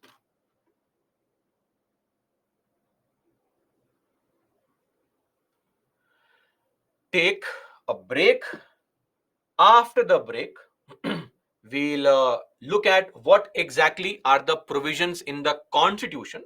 It's the same thing. We have seen the structure now. Now I'll show you how those words are mentioned in the Constitution and some other provisions as well. Once it's done, we'll go to discuss the problems concerning panchayats. That is a more important topic for us. Clear? Okay. Take a break. Be back at 7. I leave at this slide only so that you can just go through it.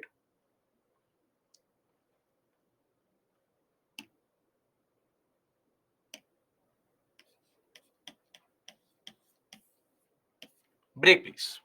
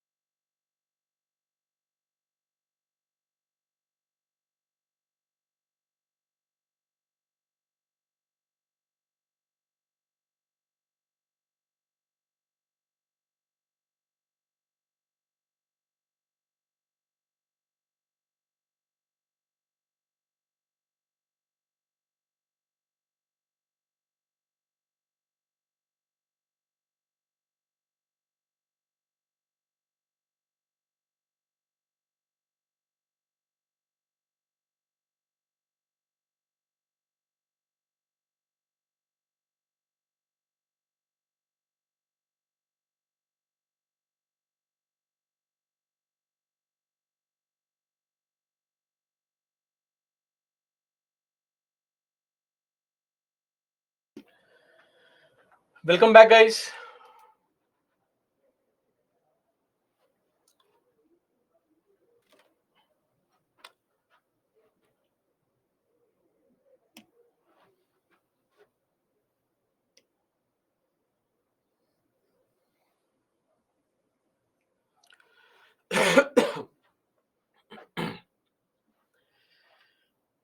Now,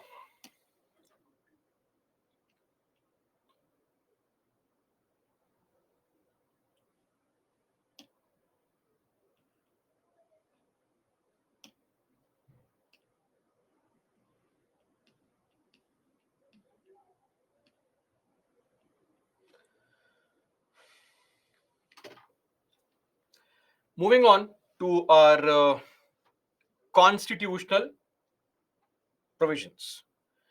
This means that Gram Sabha members, this means that people, yes, people may vote for at least not five, four times. Why five times? Four times only. One for the ward member, one for the block member, one for the district member. And if your state allows for direct election, one for the sarpanch.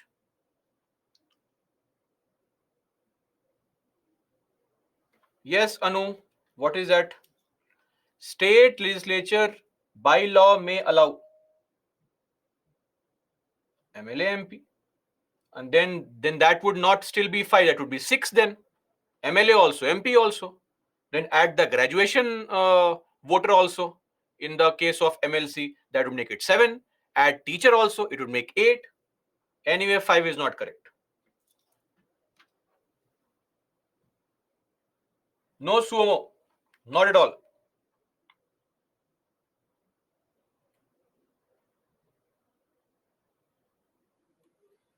Who nominates the chairperson of IP, DP, and GP? Anuj, where have you been? Chairperson is elected by and from amongst the members. What's this nomination? Chairperson is elected by members.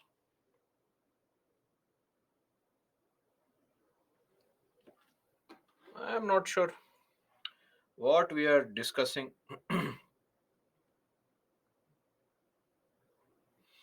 Are we clear, everybody? Should we move on now? Now, let us see the constitutional provisions.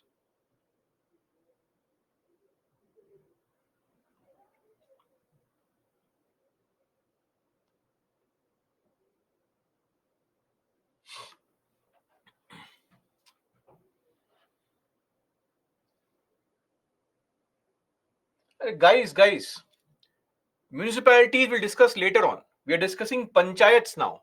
Please don't bring in municipality. We'll discuss that separately.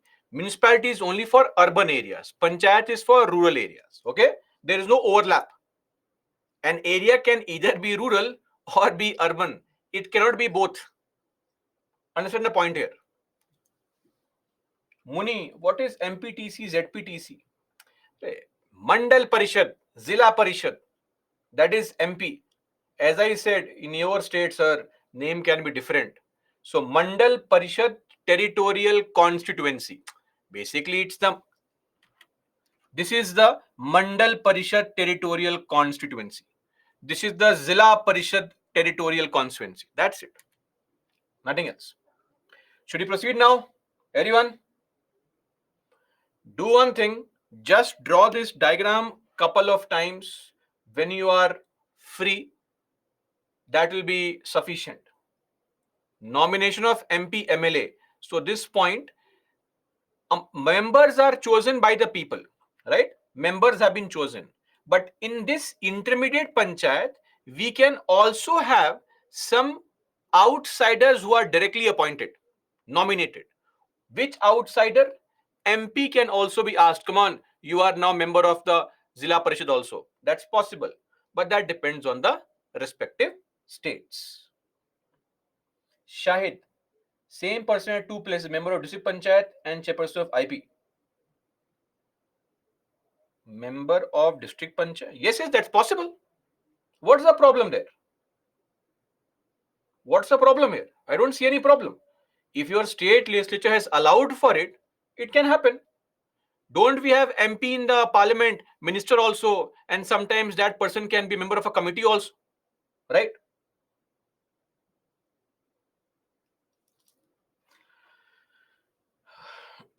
Now, let's see all the provisions one by one. We have just started the topic. Okay, the real topic is the issues of panchayats. We are yet to discuss that. This is just basic knowledge from where a prelims based question can come. Okay, now the 73rd Amendment Act 1992 provides for what? Provides for a three-tier system with four institutions. Three-tier system. What's this three-tier system? Three-tier system refers to Gram Panchayat, Intermediate Panchayat, and District Panchayat. Three-tier. Four institutions: Gram Sabha, Gram Panchayat, Intermediate Panchayat, District Panchayat. Four institutions. And Articles 243 to 243O were added, and also one schedule was added called 11th schedule. What is that? We'll discuss it shortly. One more thing, all these provisions came into effect on the 24th of April 1992. So we call that day as the Panchayati Raj Day.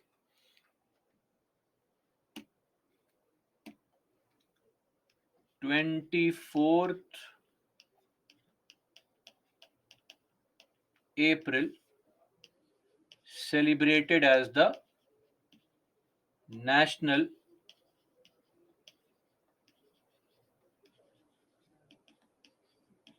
Panchayati Raj Day.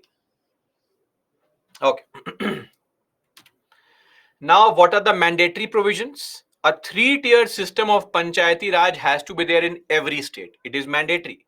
Because before this, some states used to have three, some had two, some had four.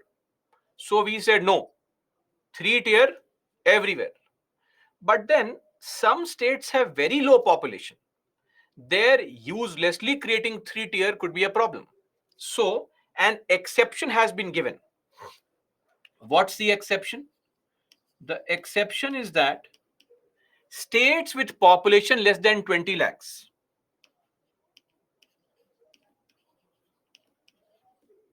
in states with population less than 20 lakhs, IP may not be created.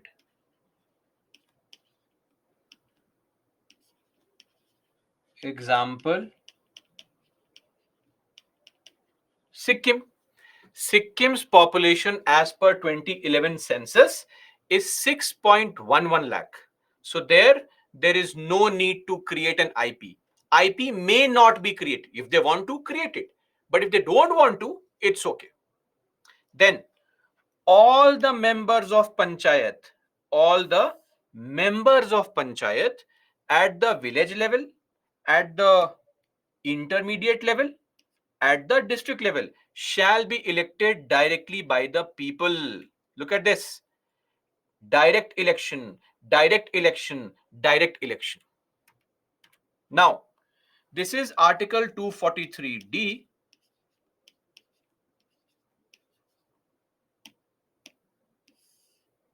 Reservation of seats for SC and ST in every panchayat, and reservation of not less than one-third seats, one-third of the total number of seats for women. Reservation of seats, meaning reservation both in terms of chairperson and amongst members. Seats will be reserved for SC/STs, and here also both for women and SC/ST. Then 5-year term of office, just like the Lok Sabha, just like the Vidhan Sabha, 5-year term of office. Now, in the Lok Sabha or the Vidhan Sabha, what is the minimum age to contest? Can somebody please write this answer, or will that be too difficult? Minimum age to contest. Open your ears and listen to what I am asking. In the Lok Sabha and the Legislative Assembly, what's the minimum age to contest? Here also mistakes are being made. In the Lok Sabha and the Assembly, the minimum age to contest is 25. Okay? In the Rajya Sabha and the Legislative Council, the minimum age to contest is 30. Clear? But at the level of Panchayat, the minimum age to contest is 21 years. How many years? 21 years. So at the age of 21, you can now contest elections for the panchayats, not for the Lok Sabha, not for the assembly, not for the Rajya Sabha, not for the council, but for the panchayats. Okay. Now, when it comes to, just a sec, guys.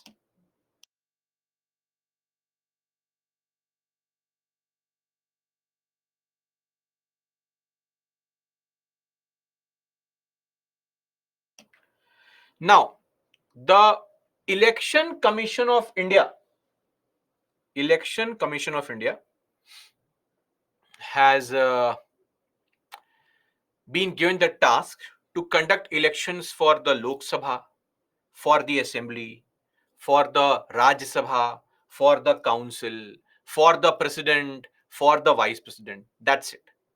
The conduct of elections for the panchayats and municipalities is given to a separate person only. That person is called State Election Commissioner. This is a constitutional body. Okay. This is mentioned under Article 243 capital K. Okay. SEC, State Election Commissioner. Are we clear? This person is given the task to conduct the elections for the panchayats and municipalities. This person has no relationship to the Election Commission of India. These people are appointed by the governor. And how are they removed? Removal is like High Court judge. How is the High Court judge removed? We'll discuss that later on. Just know that they are removed by voting in the parliament. Are we clear? Okay. So look at this very interesting provision. State Election Commissioner is appointed by the state governor. But when it comes to removal, the removal is done by parliament. Did we understand this point? Okay. Then, just like we have the SEC, we also have the concept of a finance commission, state finance commission. In every state we'll have a state finance commission, SFC. Okay, this state finance commission's task, what is the task of this finance commission? The task of this finance commission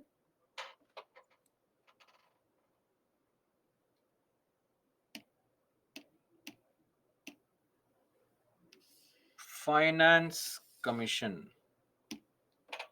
this is also a constitutional body, which is Article 243 capital I, SFC. Okay, State Finance Commission. So what's the task that they perform? Of course, a very simple task would be to advise on what taxes can be given to panchayats. Advise whom? The state government. Also, advice on what grants can be given for panchayats, free money given to panchayats. Clear? That's their task. We also have the concept of auditors. Who is an auditor? Auditor is somebody who evaluates the money being spent, right? So for audit, again, state legislature by law decides how to hire auditor, etc. Clear? CAG has no control here. Are we clear on this? CAG cannot come to the panchayat level and conduct the audits. It will be impossible. So much of work, they'll commit suicide only. Right? So this is only limited to CAG's task is limited to auditing the central government and the state governments. Panchayats, you please hire your own auditors. Now, let me explain this concept of reservation for once. When you are reserving seats for scheduled castes and scheduled tribes, in any, let's say in Gram Panchayat, this Gram Panchayat has, say, 10 members. Let's assume 10 members. So, this entire village is choosing 10 people.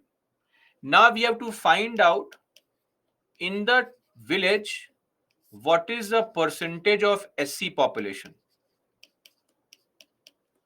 What is the percentage of ST population? Let's say if SC population is 20%, ST population is 10%. Then out of these 10 members, how many seats should be reserved for scheduled caste people? 20% seats. This means 20% of 10, 2 seats. Yes or no? So members in proportion to the population of the SC/ST in that panchayat area. Clear? Everybody? Basic. But when it comes to chairperson, how many seats of chairpersons are to be reserved? Then we have to find out what is the population of SC/ST in the entire state. And based on that, those many seats across the state are reserved for scheduled castes or scheduled tribes. So this is very simple. It is based on population. There is no problem only. That has been the case with respect to the uh, Lok Sabha as well as the Legislative Assembly. Clear? Now, one small point. How many seats are to be reserved? What is the population of SC/ST? What is the size of a ward? All these things are decided by the state legislature, the state government. Clear?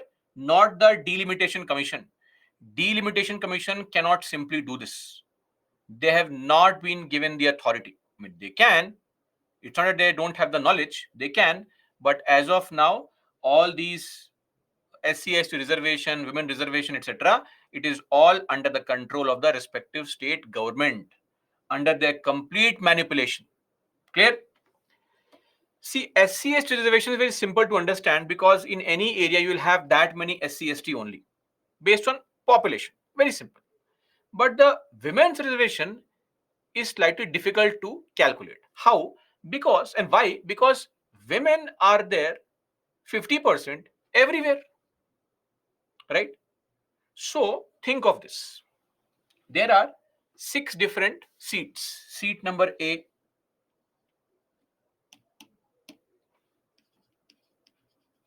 seat A, seat B, C, D, E, F. Now let's think of the reservation. We started this in 1992. After 5 years, 97. After 5 years, 2002. Then 2007. Then 2012. Then 17. then 22, so on and so forth. Now, how many seats have to be reserved? 1/3 seats have to be reserved. How many? 1/3 seats. So out of 6 seats, what is going to be the 1/3 of 6 seats? Can you please tell me? Can you please tell me? 2. Okay, 2 seats. Great. Let's assume that in the year 1992, seat A was reserved and seat B was reserved. All these are open, unreserved. Here, R means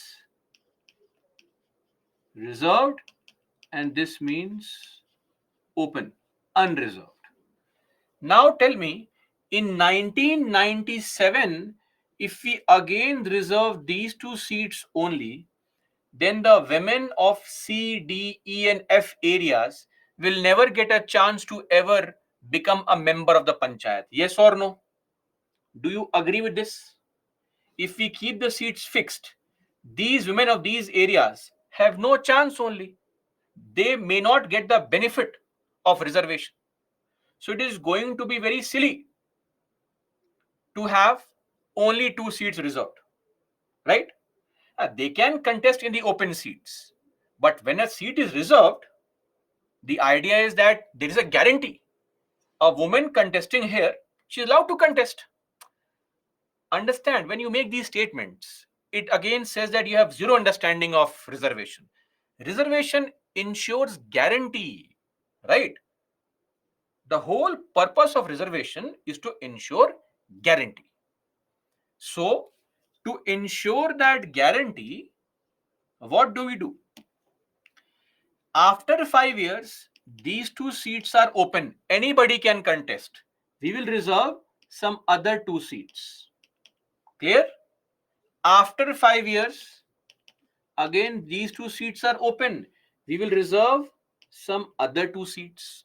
After 5 years, other 2 seats. After 5 years, other 2 seats.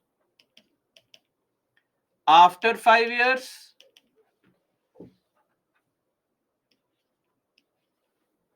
other 2 seats. And this process continues forever. Are we clear on this? This is called rotation. Rotation. Does it make sense? Haji Pooja, now what is the problem here?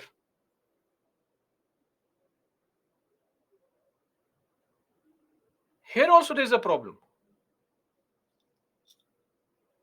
This is by far the best way to have reservation.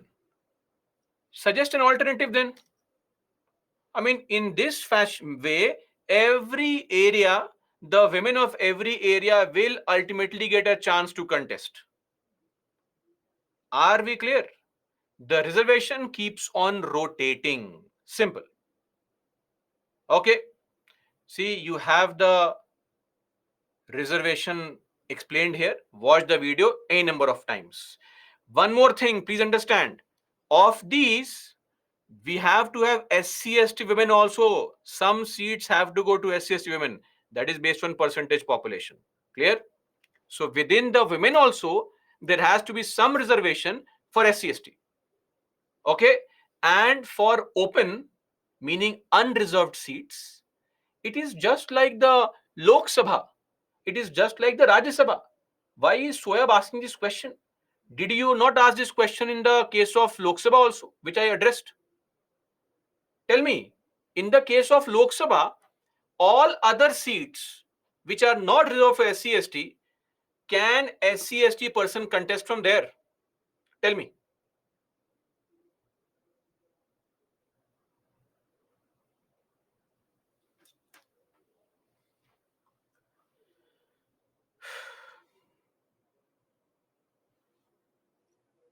This is why I get confused. 99% of you are writing yes, correct answer.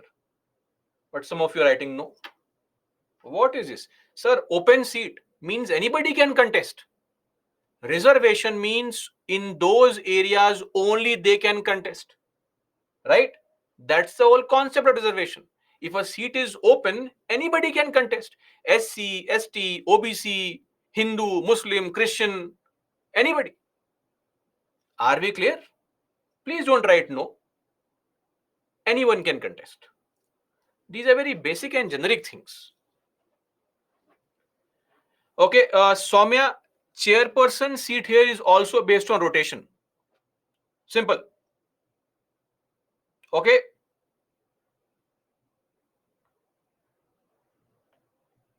Everybody clear now? That's it. So it's a very interesting way, rotational basis reservation.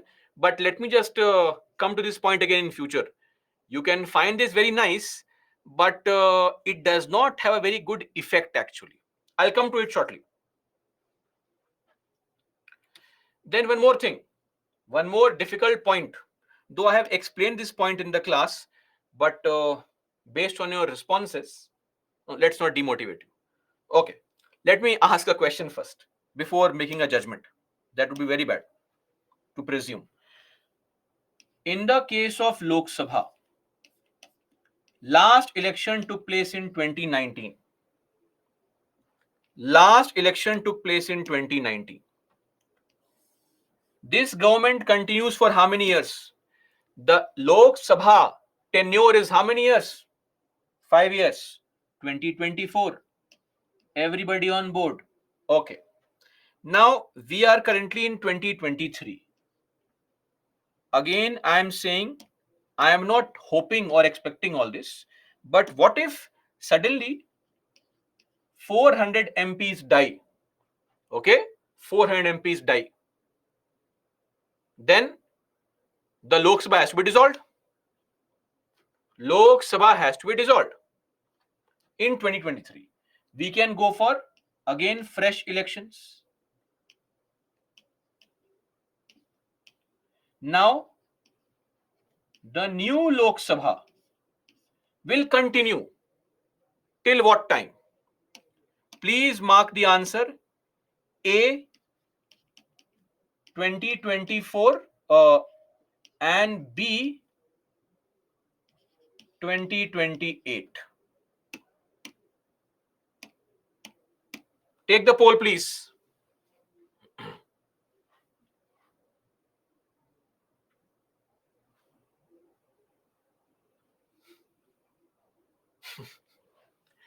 I did not want to presume, but see, that is a problem. I had mentioned this point in the class earlier actually, that the Lok Sabha, every newly elected Lok Sabha gets a full 5-year term. Sir, you have taught this earlier also. Yes, Pihu, I have, but who will tell other innocent people? Every newly elected Lok Sabha gets a full 5-year term. If something happens in between, that's secondary. So, please guys, the new Lok Sabha will continue till how much time? 2028. Are we clear?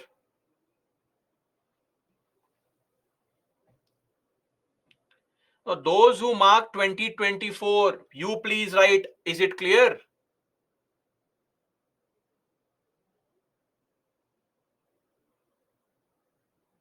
Okay. Others, it's clear only. Ashay, but in which case it run for 2024? In no case. In no case can that ever happen. Are we clear? Okay. This concept is okay for Lok Sabha. This concept is okay for the Legislative Assembly also. But this concept is not applicable for panchayats. Are we clear? This concept is not applicable for panchayats. Meaning, if I give the example here of panchayat, a panchayat, if it gets dissolved in between, and here a new panchayat is formed, it only gets the remainder period, not the full 5-year term. Now you tell me, why does this happen for panchayat? Tell me, why do we have this for panchayats? Think. There's a very, very important reason behind it.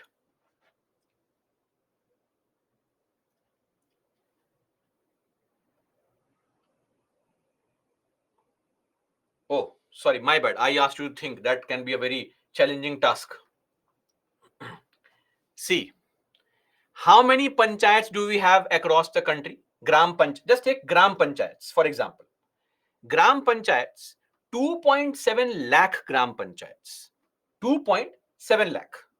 This means in a state, there are thousands and thousands of gram panchayat. And in a large state like UP, Madhya Pradesh, Rajasthan, Tamil Nadu, Maharashtra, can you imagine thousands of gram panchayats? If every day some gram panchayat is getting dissolved and they have a different 5-year term, the SEC will have to keep on conducting elections only daily. Daily in some area, panchayat election.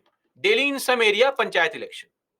So to ensure that every panchayat or every gram sabhas, gram panchayat, block panchayat, district panchayat is in sync, if by any chance some gram panchayat gets dissolved in between, we will only give the newly elected panchayat the remainder term, so that they again are brought in sync with the other panchayats.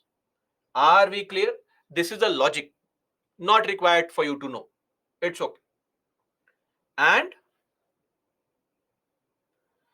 this is what is mentioned in the constitution. Are we clear? I am not creating this on my own. It is mentioned in the constitution. A panchayat reconstituted after premature dissolution. What is premature? Premature dissolution meaning before the official end of tenure. That means before 5 years. Continues only for remainder period. Clear? Remainder period. Now, two questions here. One question somebody is asking, sir, is it the same for DP and IP? Sir, I am mentioning panchayat. Did I mention only gram panchayat? Gram panchayat, intermediate panchayat, district panchayat, same provision. Okay? Second question, how does a panchayat get dissolved in between only? That the respective state legislature by law decides what can be a provision. Like in some states, the panchayats can be dissolved on allegations of corruption. These things are there. So how does a panchayat get dissolved? The respective state legislatures make laws. Clear? Okay. Prem Kumar, we'll discuss proxy. Just calm down. Let me come to issues first. Firstly, see the provisions, then issues. One more thing. Elections must be held within 6 months. If at any point of time a panchayat gets dissolved, in between only, before the end of tenure, elections have to be held within 6 months. Clear? Now, one more point. If only 6 months are left, let us say the panchayat gets dissolved in the month of January 2024, and the 5-year period was about to come to an end in the month of March 2024. Now it is illogical that for 2 months we go for elections and elect new members. Yes or no? Do you think it's illogical? Of course. For 2 months, that gram panchayat, that block panchayat, that zilla parishad can remain without a functioning body. No problem. It's okay, because elections also involve cost, money, taxpayers' money is involved. Are we clear on this? So, if remainder period is less than 6 months, no need for elections. Just a point for you to understand. Okay. Yashi, as I just explained, panchayats can be dissolved based on the respective state legislatures' laws. It can be on account of corruption, etc. Soyab, can same members be elected again? Sir, can same person become MP again? Tell me, sir. Soyab, you please answer this question. Only you will answer this question. Can same person become MP again? You have your answer. Here also. Pavitra says no. Same person cannot become MP again. Why are you making these statements, sir? Anum, you please see the recording here, okay, for the explanation. Are we clear on the elections now? We have some popular people in the class who are extremely popular. So anyway, now see, let us come to a very critical question. Eventually, all this drama to conduct elections, for what? For giving them power, for giving them functions, because we are constantly saying that we want decentralization.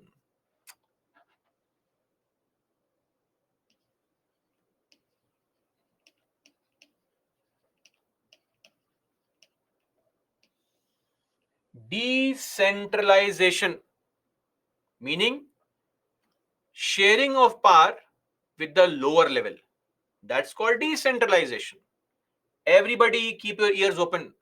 Decentralization means sharing power with the lower levels. Okay. Sharing power with the lower level. This is the whole concept of the panchayats, making the people masters of their own destiny. So in the constitution, there are two specific articles added which talk about what kind of functions can the panchayats perform and what kind of money, funds can be given to panchayats. First up, functions, powers, authority and responsibilities of panchayat. Now look at the biggest problem here. Subject to the provisions of this constitution, the legislature of the state, fair enough, the state legislature, can you see the word? What's the word? May. May not. May by law. What is by law? Simple majority. So the legislature of the state may by law endow, means provide the panchayats with such power and authority as may be necessary to enable them to function as institutions of self-government. And such law may contain provisions for the devolving of power, devolving of responsibility upon the panchayat at appropriate level. What is the meaning of appropriate level of panchayat? How many levels do you have in panchayat? Tell me. How many levels? 3 levels. Gram panchayat, intermediate panchayat, district panchayat. Subject to such conditions. So, the preparation of plans for economic development and social justice. So, these kind of things can be, mind you, the problem is may. If the state government does not want, it will not give a single power to the panchayat. If it wants, all the power. And then implementation of schemes for economic development and social justice, as may be entrusted, given to them, including those matters which are mentioned in the 11th schedule of the Indian Constitution. So we all know the 7th schedule, 3 lists. Basically, 7th schedule is what? The areas on which center and states can make laws, the demarcation. 11th schedule is the schedule which contains 29 topics. We call them functional items, on which the panchayats may, that's the key word here, the panchayats may be allowed to make laws. I hope now you understand that the success and failure, or the effectiveness and the ineffectiveness of any panchayat, district, intimate, or gram depends on your state government. If the state legislature has any interest in respecting the panchayats, they will give some functions to perform. Otherwise, it will be a useless body, right? So, what kind of topics? Like agriculture, land improvement, animal husbandry, dairying, poultry, small scale industries, housing, drinking water, education, women child development, welfare of weaker sections for SCs, STs, all these areas where the panchayats may be allowed to perform functions, may be allowed. Now, when you are giving somebody some kind of power, some kind of function to perform, money is required. Yes or no? Money. So, what is the source of funds? Again, the same old story. The panchayat, the legislature of a state, the legislature of a state may by law, same old story, may by law authorize a panchayat to levy, meaning impose, collect and appropriate such taxes, duties, tolls that the state allows. Will also give to panchayat some taxes, duties, tolls that the state government collects. What kind of taxes does the state government collect? Excise, tax on alcohol. So if you want your state government to make more money, drink more alcohol, more revenue for your state government. I am not advising you drink alcohol, please. Okay? Don't take it seriously. Tomorrow I may get a mail from some parents that you said drink alcohol, and my son or daughter said I am contributing to my state. State Zindabad. Please don't drink alcohol and all. It's okay. Study in the exam first. Once you clear the exam, do whatever you like. So, providing for making grants in aid also. Now, what kind of taxes do you think panchayats collect? Panchayats don't have power to collect lot many taxes. They collect very generic kind of taxes. Okay. What kind of taxes? Example, tax on property, land revenue, tax on street lights, tax on water, tax on market fairs,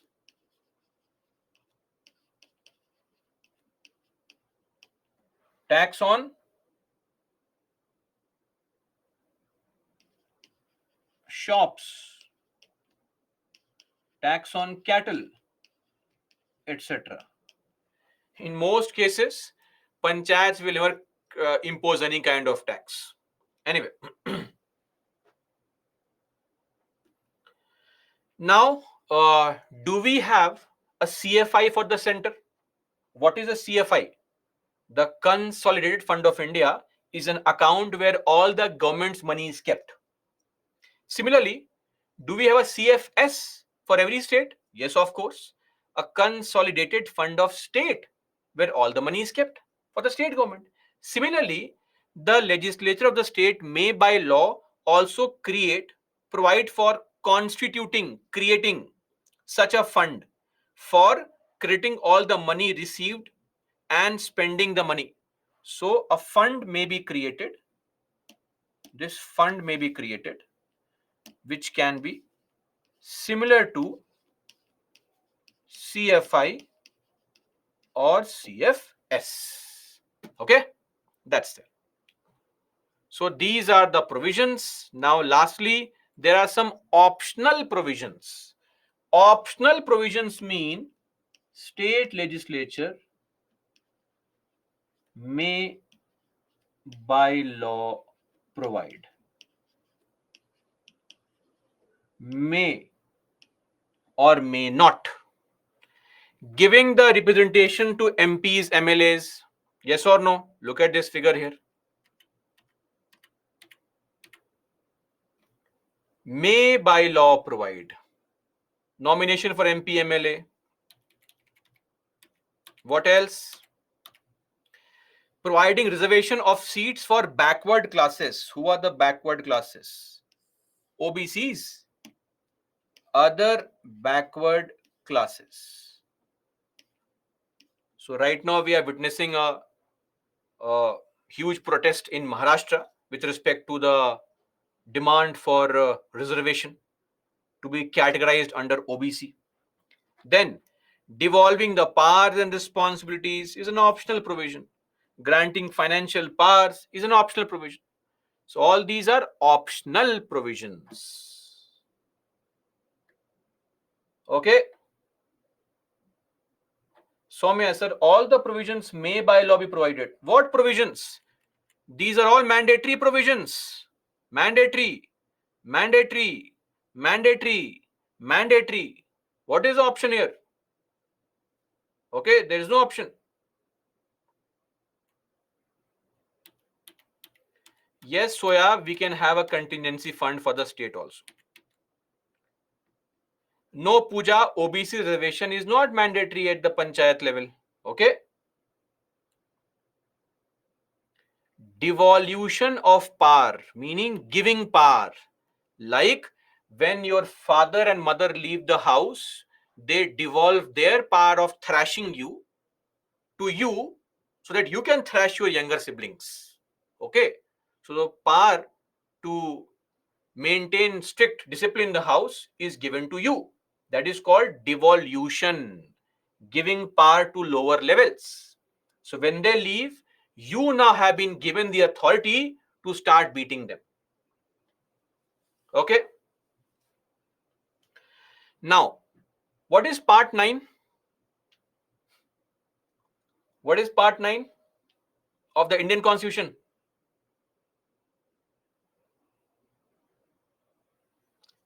Panchayats. We are discussing part 9 only. This is how focused you are. Part 9. Okay. Panchayats. So these panchayat provisions are not applicable in certain areas. Part 9, that is the provision of panchayats. Panchayat provisions. Not to apply to certain areas. For example, in Schedule 5 and Schedule 6 areas. What are Schedule 5 and 6 areas? We'll discuss later on. So don't panic at all. Okay. Now, if you want to extend the provisions of panchayat in these areas, it can be done.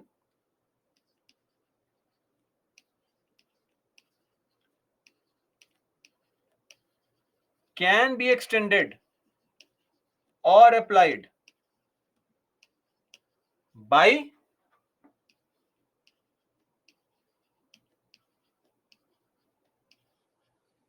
Parliament by law. Okay. Schedule 5 areas. Schedule 6 areas. These are small areas in certain states in our country. Okay. We'll discuss them later on. These can be extended. The panchayat provisions can be extended to these areas. But who can do it? Parliament can do it by law. In fact, it has already been done.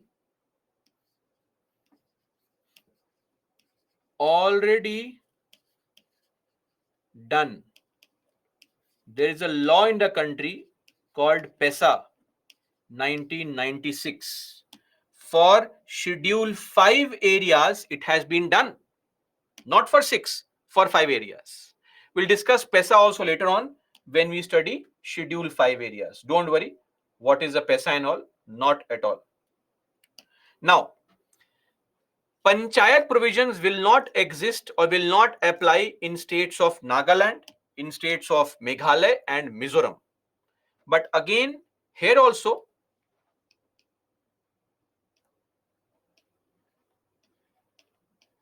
can be extended by, now by what? Not the parliament, by state legislature. By law? No.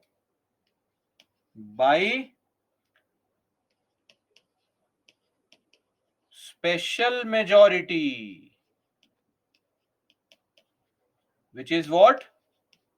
2/3 present and voting, more than 50% total strength or total membership. Clear on this? So, in case you want to extend the panchayat provisions into the states of Nagaland, Meghalaya, and Mizoram, it can be done, but by the respective states. So, today I was making a statement actually. In what case can the state legislature have a special majority? So, a lot of you answered to create a council. This is one more way in which a few states can have a special majority. Clear? Now, apart from this, there is no concept of panchayats in Manipur where you have district councils. Manipur has panchayats. There is a law called Manipur Panchayat Act 1994. But in certain parts of Manipur, hill areas of Manipur primarily, no panchayats. Are we clear? Then, in the hill areas of Darjeeling district in West Bengal, there is no Zilla Parishad. Here, no Zilla Parishad or no district panchayat. Zilla Parishad means district panchayat, DP. Clear? Apart from this, you can also add certain things like no panchayat in Delhi and Chandigarh. Why don't we have panchayat in Delhi and Chandigarh? Innocent aspirants, please tell me. Why? No, because panchayats are meant for rural areas. These are urban areas. Okay, don't say UT and all. Logic is wrong. They have municipalities because these are urban areas. Okay. Now, one more thing. In the case of Arunachal Pradesh primarily has scheduled tribe population. Okay, scheduled tribe population. So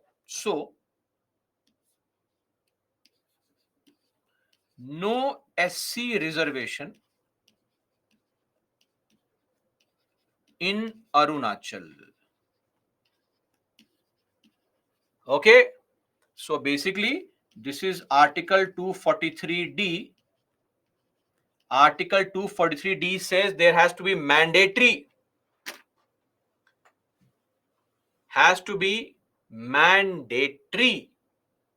reservation for SC ST everywhere. But that SC mandatory reservation is not applicable to Arunachal. Are we clear? Everyone? Okay. So that's it. Pavitra, you have been attending weekend also, weekday also, and still you ask reason. I just said the reason that there is no SC population in Arunachal, scheduled tribes in Arunachal. So makes no sense to have scheduled caste reservation in Arunachal. Okay. See, as far as these areas are concerned, I think I saw somebody mentioning, yes, again, Basu has mentioned this. Why don't these areas want power? Basu, you'll be surprised, these areas have more power. The structure that these areas have provide for more autonomy. It is just that part 9 kind of panchayats don't exist. They have their own local bodies under different laws. Nagaland has village development boards, town councils. Mizoram has notified area councils, village councils. Mizoram also has one corporation. Meghalaya has its own town committees, municipal board, ADCs. So it is not that they don't have bodies like that. It is just that it is not the panchayat that we know under Part 9. They have their own separate bodies. And when I tell you Schedule 6 areas, you'll be amazed at how much autonomy we have provided to certain parts of the country. That's it. We are done with the constitutional provisions of panchayat. Okay. Moving on now to solving some questions, and then we'll discuss certain issues. Solve this very, very difficult question. I will give you 30 seconds only. Of course, I will not expect 90+% correct answers.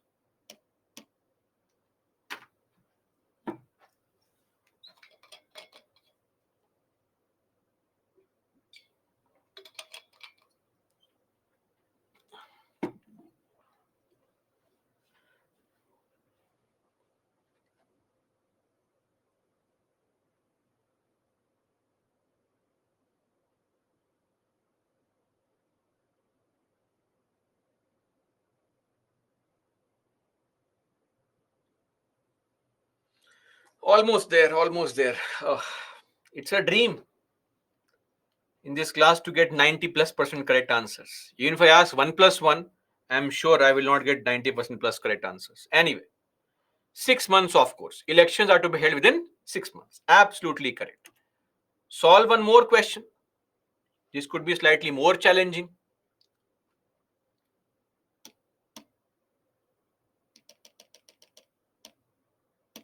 45 seconds. Full enjoyment.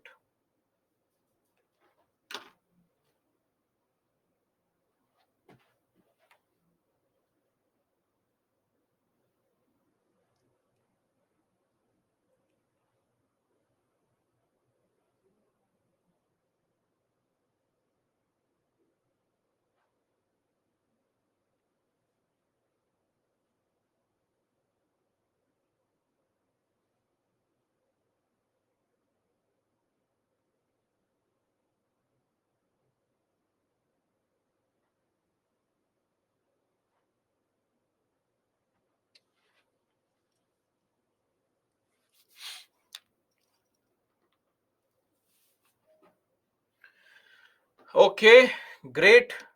The minimum age prescribed for any person to be a member of panchayat is how much? 21. One is wrong. A panchayat reconstituted after premature dissolution continues only for the remainder period. Absolutely correct. Correct. Solve one more question.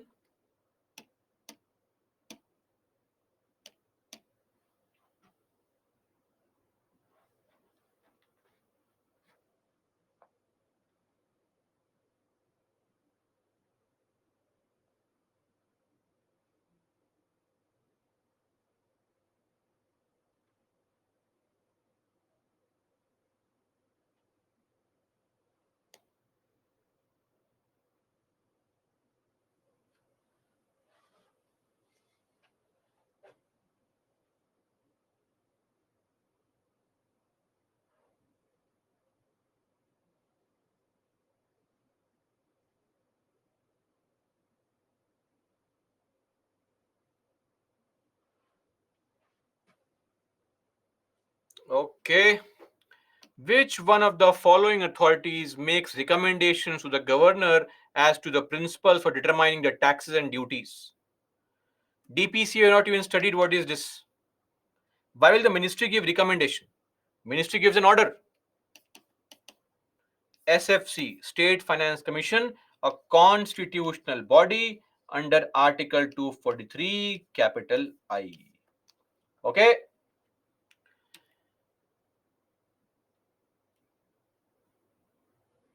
Now coming to the fundamental problems of PRIs. Pihu.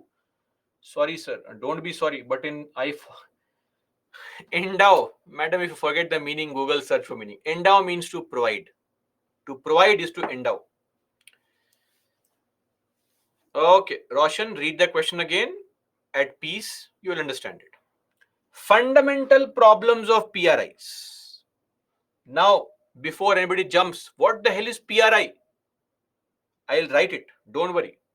The sense of panic inside me is way more than you. PRI refers to Panchayati Raj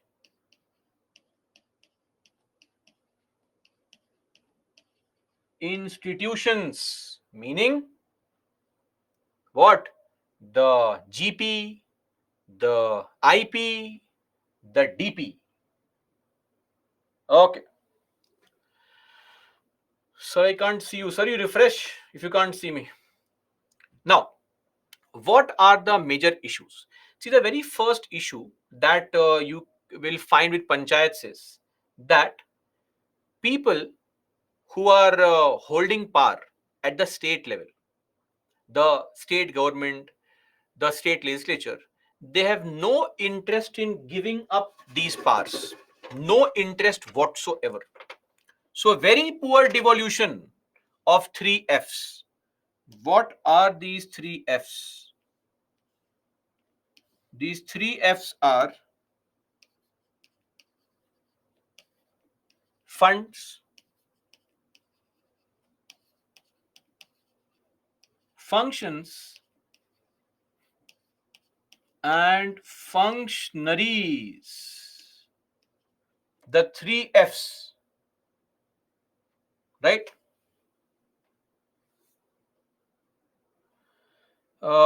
See, when it comes to three F's, the idea here is that the state governments don't want to give money to panchayats.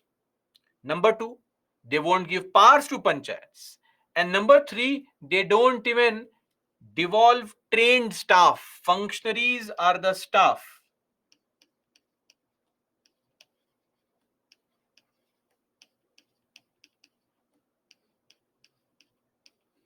No trained staff sent to panchayats. No training being provided. Because ultimately, if I give you funds and functions, still at the village level, I have to understand that you may not have the technical knowledge. So I have to train people there. Nothing is being done. Okay. And the next point relates absence of adequate political and bureaucratic will and vision.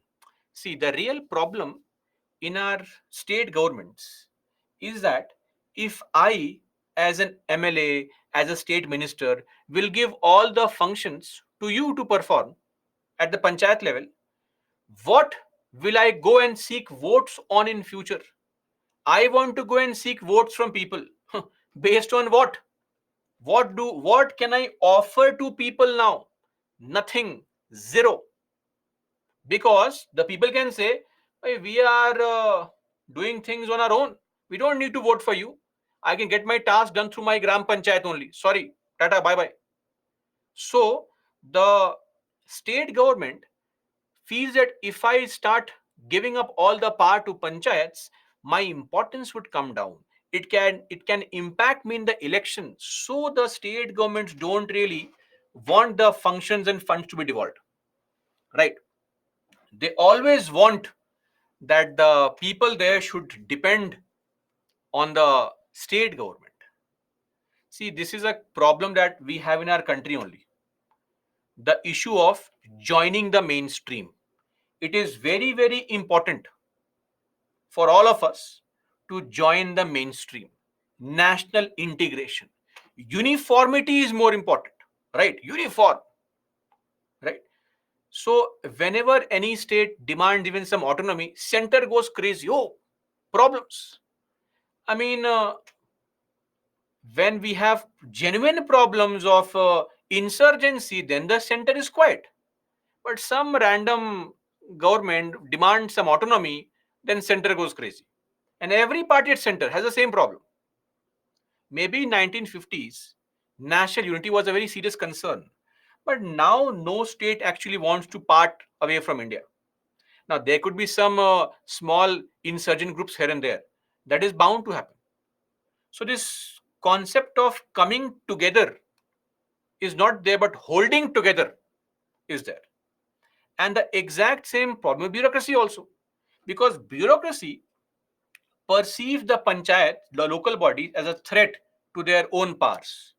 It simply does not have the mindset to serve under the local politicians. If I ask you a simple question here, the CM, any minister, or an MLA comes to a district magistrate to meet, do you think the DM can ask him wait outside for 6 hours, 4 hours? No. But don't we see that the Gram Panchayat members, the block Panchayat members, the district Panchayat members are waiting for hours and hours outside the BDO's office, the DC's office, that when will Sahib call us inside? The Sahib who has cleared some examination now thinks that he is the boss running the country, right? And the same Sahib becomes a meek mouse in front of a local politician, an MLA, MP. So this kind of dual behavior is not appropriate. Don't disrespect these people because they also are elected people, right? Elected politicians. So you have to give them the due respect that they deserve. So absence of that will and vision only. That if I devolve powers to them, they can help manage lot of smaller issues on their own, which will ease my task also, right? So if I, let's say, devolve some power to you, you can manage things on your own. In future, it eases my burden also of providing good governance to you. Then think of this. We surprisingly have started viewing panchayats not as a panchayat, local self-governance. What is self-governance? Meaning, I decide what is good for me. I decide what plans, programs, schemes in my area. I don't want schools. I want roads right now. I have plenty of schools. I don't want hospital. I want a school right now. I have plenty of hospitals. Let me decide. That's the whole point. But that does not happen. What happens is the central government, the state governments, they will prepare some scheme and program and they will simply send money and tell the panchayats, implement the scheme. A panchayat is not some implementing agency. They are elected people. If you want to implement a scheme, you hire more officers, train them properly. So we have started viewing panchayats in the very narrow zone of service delivery, that they are some kind of an implementing agency, a body to implement government programs. And when I say this, some of you may be surprised, but that's what panchayats are meant for, because that is what we have been made to believe, that the most effective way to implement a scheme is to ask the panchayats. But the problem is that panchayats were not meant for this. If you want to properly implement a scheme, you please hire more people, train them, and let them do the work. Let the panchayats become the true masters of their own destiny. That's what's happening. Then, see, a very, very critical problem. At the local level, uh, politicians at higher levels, they don't directly participate in elections. You won't see Congress and BJP directly fighting, but their members are fighting who owe allegiance to BJP and Congress or other parties, right? Now, the problem is that if, let's say, in my area, in my ward, in my gram panchayat, the sarpanch, the mukhya, the pradhan, the chairperson belongs to BJP, and he has become the pradhan, the sarpanch, or the chairperson. When the elections come for MLA, MP, that person commands a lot of control over others in the village, can sway the votes in the direction of the ruling party or this party, that party. So every ruling party at the state level wants that people who are affiliated to that party should win all the seats in the panchayats. That may not always happen, because people at the lower level in the village, they will not vote because the G20 summit happened and we purchased the Zoomer from Czechoslovakia. No, no, no. They're not impressed by all this. The price of tomatoes is very high, very bad. Oh, very low, very good government. That's what impacts them. They get impacted by these kind of issues, these kind of concerns. And now what happens is that whenever the elections around the corner, the state government cannot always keep a check on prices. It's not possible, because we'll always have inflation, and there'll be stages, right, where you are bound to face some inflation.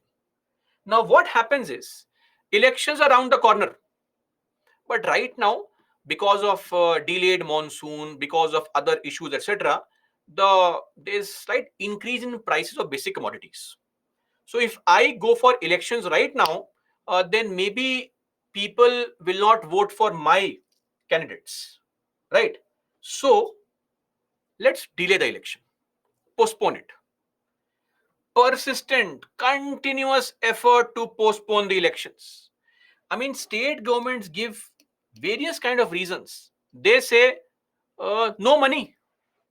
Imagine the central government tells you that, guys, no money. We'll not have Lok Sabha elections this year. Lok Sabha elections next year. The state governments will go crazy. Oh, fascist government has come. Democracy is down the drain. Some leader, some very eligible bachelor will go to a foreign country and start taking part in seminars saying how India is bad, how there's no democracy. But is your party, which is in power in various states, fulfilling the constitutional mandate of panchayat elections properly? A lot of you belong to various states. In your states, have the panchayat elections always been held on time? No, because the political party there wants to have a favorable environment, a suitable environment. So, no funds. Then they may say there is a natural calamity. Excessive rains have happened. No rains. Imagine if there is no rain, the BJP today says next year no election. Why? It did not rain for 5 days. Again, it is unthinkable, right? Then reservation data not updated. So this is a classic example in Karnataka. So back in 2012, a very interesting anecdote of how, to what limit can the state governments go. So in Karnataka, in 2012, 2013, there was this election commissioner, SEC, CR Chikkamath. He announced elections because it was 5 years' time. But state government told him, no elections. The mood is not right. But he said, no, time has come, 5 years. So state government told him, no, don't do it right now, delay it. But this fellow, trying to perform his duties properly, come on, you are trying to perform your duties properly. He performed the duties properly, announced the election. Now state government went to High Court against its own SEC. And look at this fellow doing his tasks properly. State government said that we are yet to update the SCST data. Right? What data?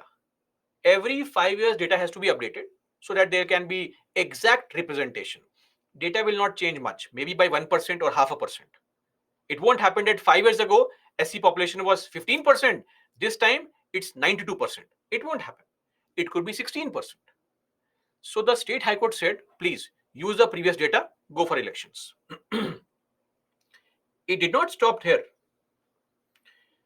The Karnataka state government went to Supreme Court against its own SEC.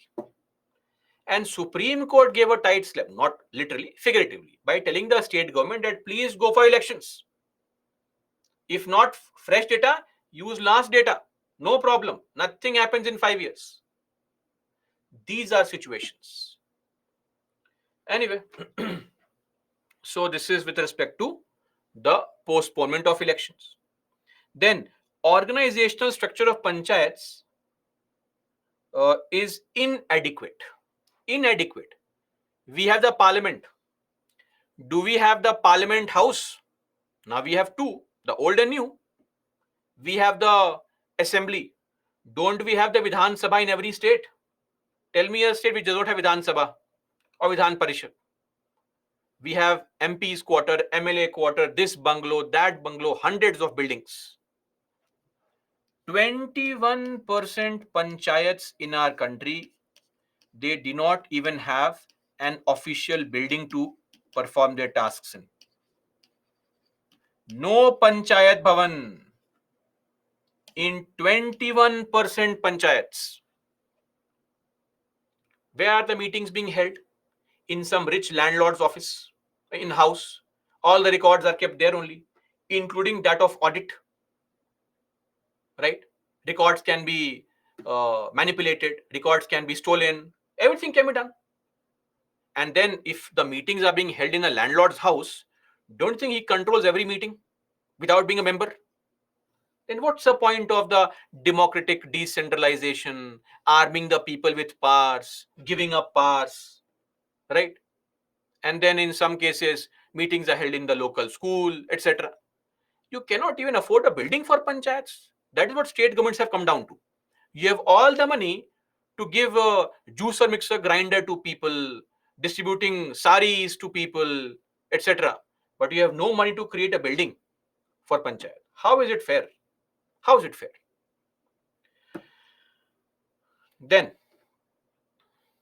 see, corruption in PRIs. Corruption. This is a very classic statement. Corruption is a problem which is there everywhere. So here also.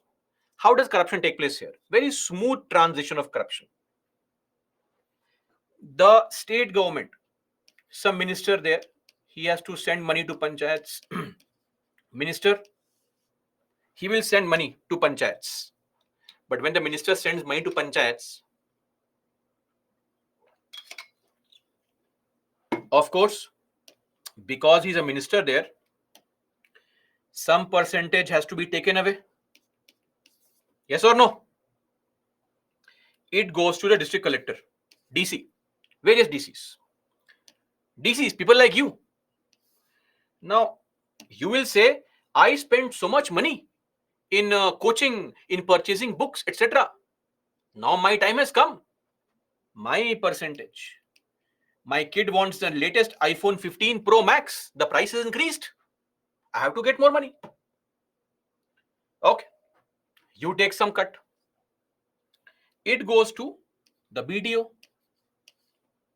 Now, please tell me something. Please. Don't BDOs have families? Don't their kids want iPhone?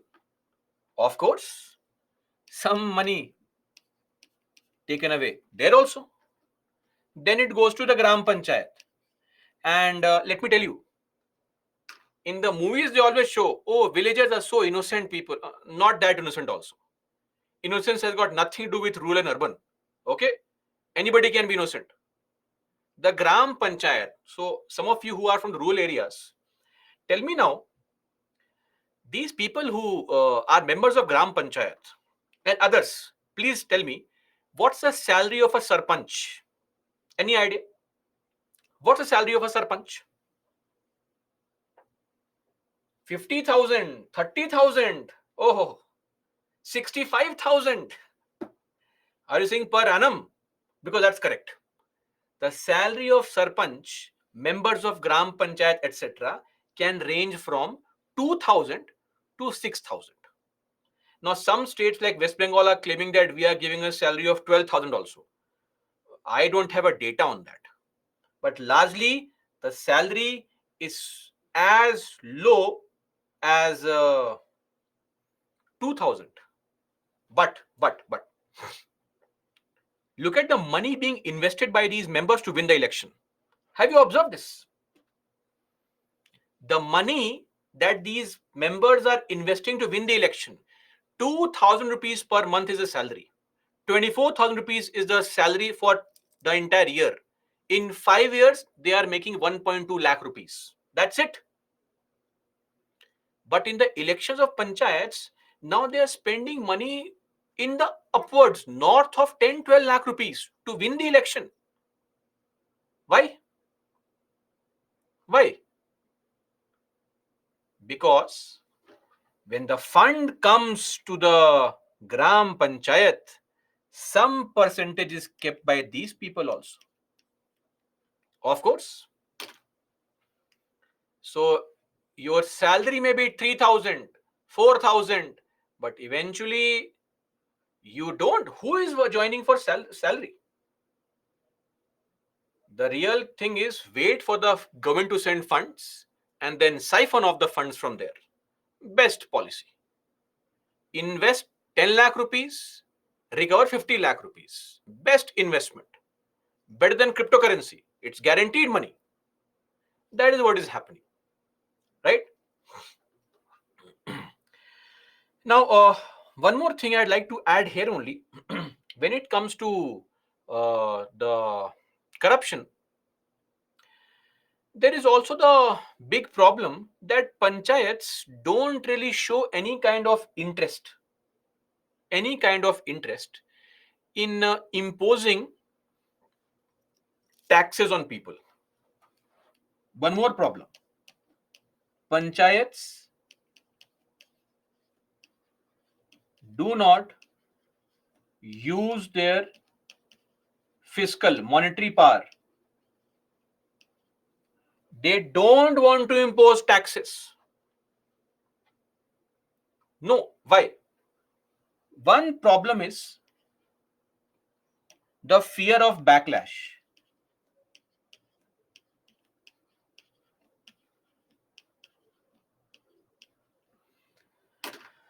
Why? I was elected in a panchayat, for example, and I start imposing tax on the people there. People say, "Bhai, we voted for him, and he's imposing tax on us only. Very bad. Remove him. New person now."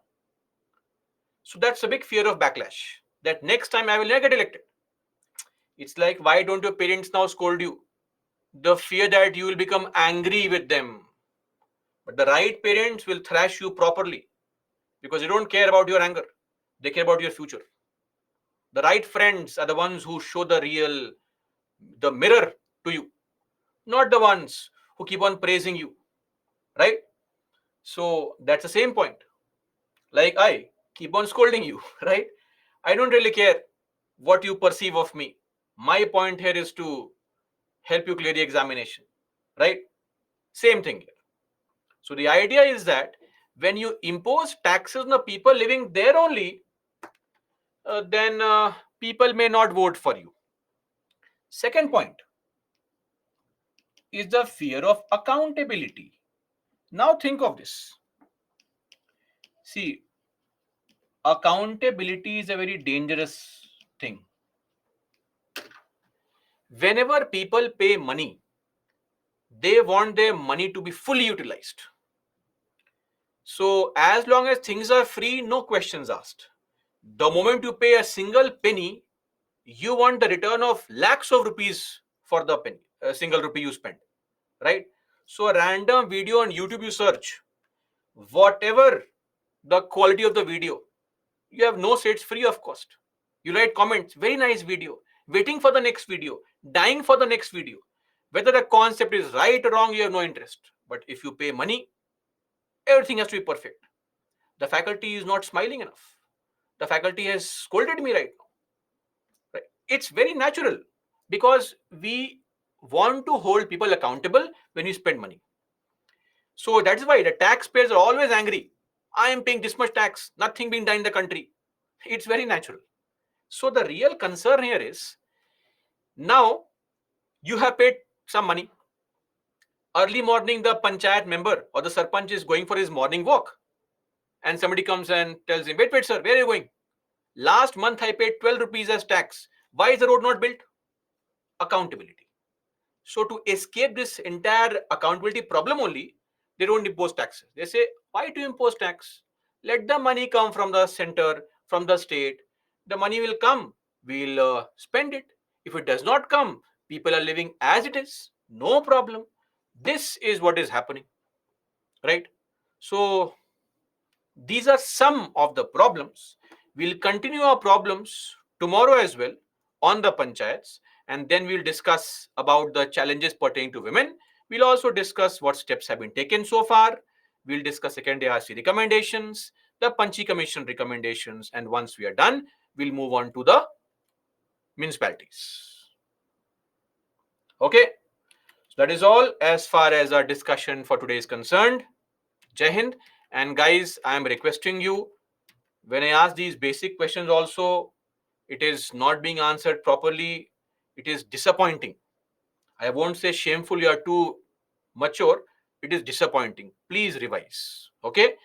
Rather than attending multiple classes, because whatever I say, I'll be the bad person in front of you, but this is the reality. Please, better to revise the same topic and write more answers. This is a strategy which works. After 3 years, you will find out that, oh, that was the right strategy. Why not do it right now? Oh, we have only one topper for today. Sivaranjani. All statements correct, every answer correct. Great. Then we have other people. Sivaranjani, a chocolate is due whenever we meet.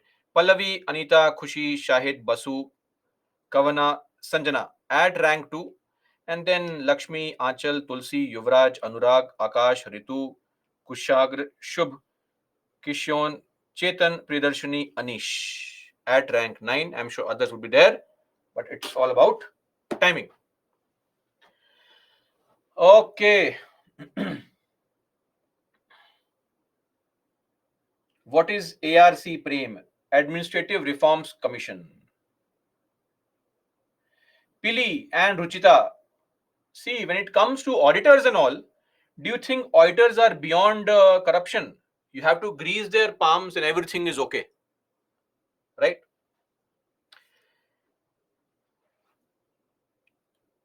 Just a small point here. Okay, let me give the task here for you. The PPTs, extremely important, revise. The PYQs, keep on solving if you have not solved so far. Read the editorials.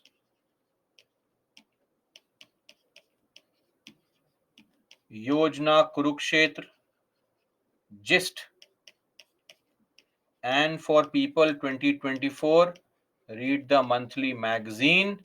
It is very, very important. And of course, political theory revision, because once our class is over, you will never revise it. So this should continue. Please, everybody, draw this diagram at least 2-3 times before tomorrow.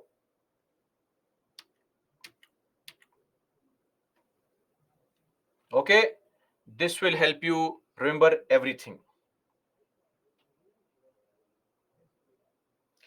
What is a intermediate panchayat called? It is called intermediate panchayat only, or can be called a block panchayat, can be called a mandal parishad, can be called a panchayat samiti, all these.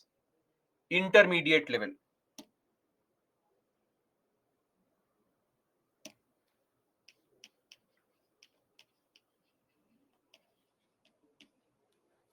So yeah, we'll discuss that tomorrow. Why panicking so much? Good marks, I ask, answer is again and again. Guys, good marks in any question is anything above 50%. It's very good marks, right? Simply. Now you can calculate. If it's a 10 marker question, 5, anything above 5 is very good marks. It's a 15 marker question, anything above 7.5 is pretty good marks. Okay?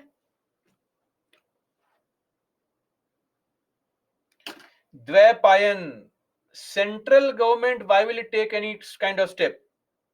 Because central government is also a party only after all. It also has some state governments under its control. There is no time frame. Post elections can be postponed forever and ever until somebody files a case in court. Then the court orders, and then you have to.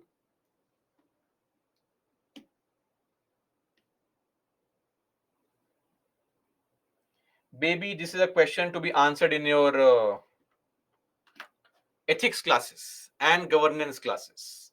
How to eradicate? Eradicating corruption is not possible. There is corruption everywhere. Are we clear? If anybody has this kind of belief that there is some country where there is no corruption, the best example of this is look at the corruption perception index, CPI. Even the best of countries, say Denmark, first rank, their score is also 90 only, not 100, right?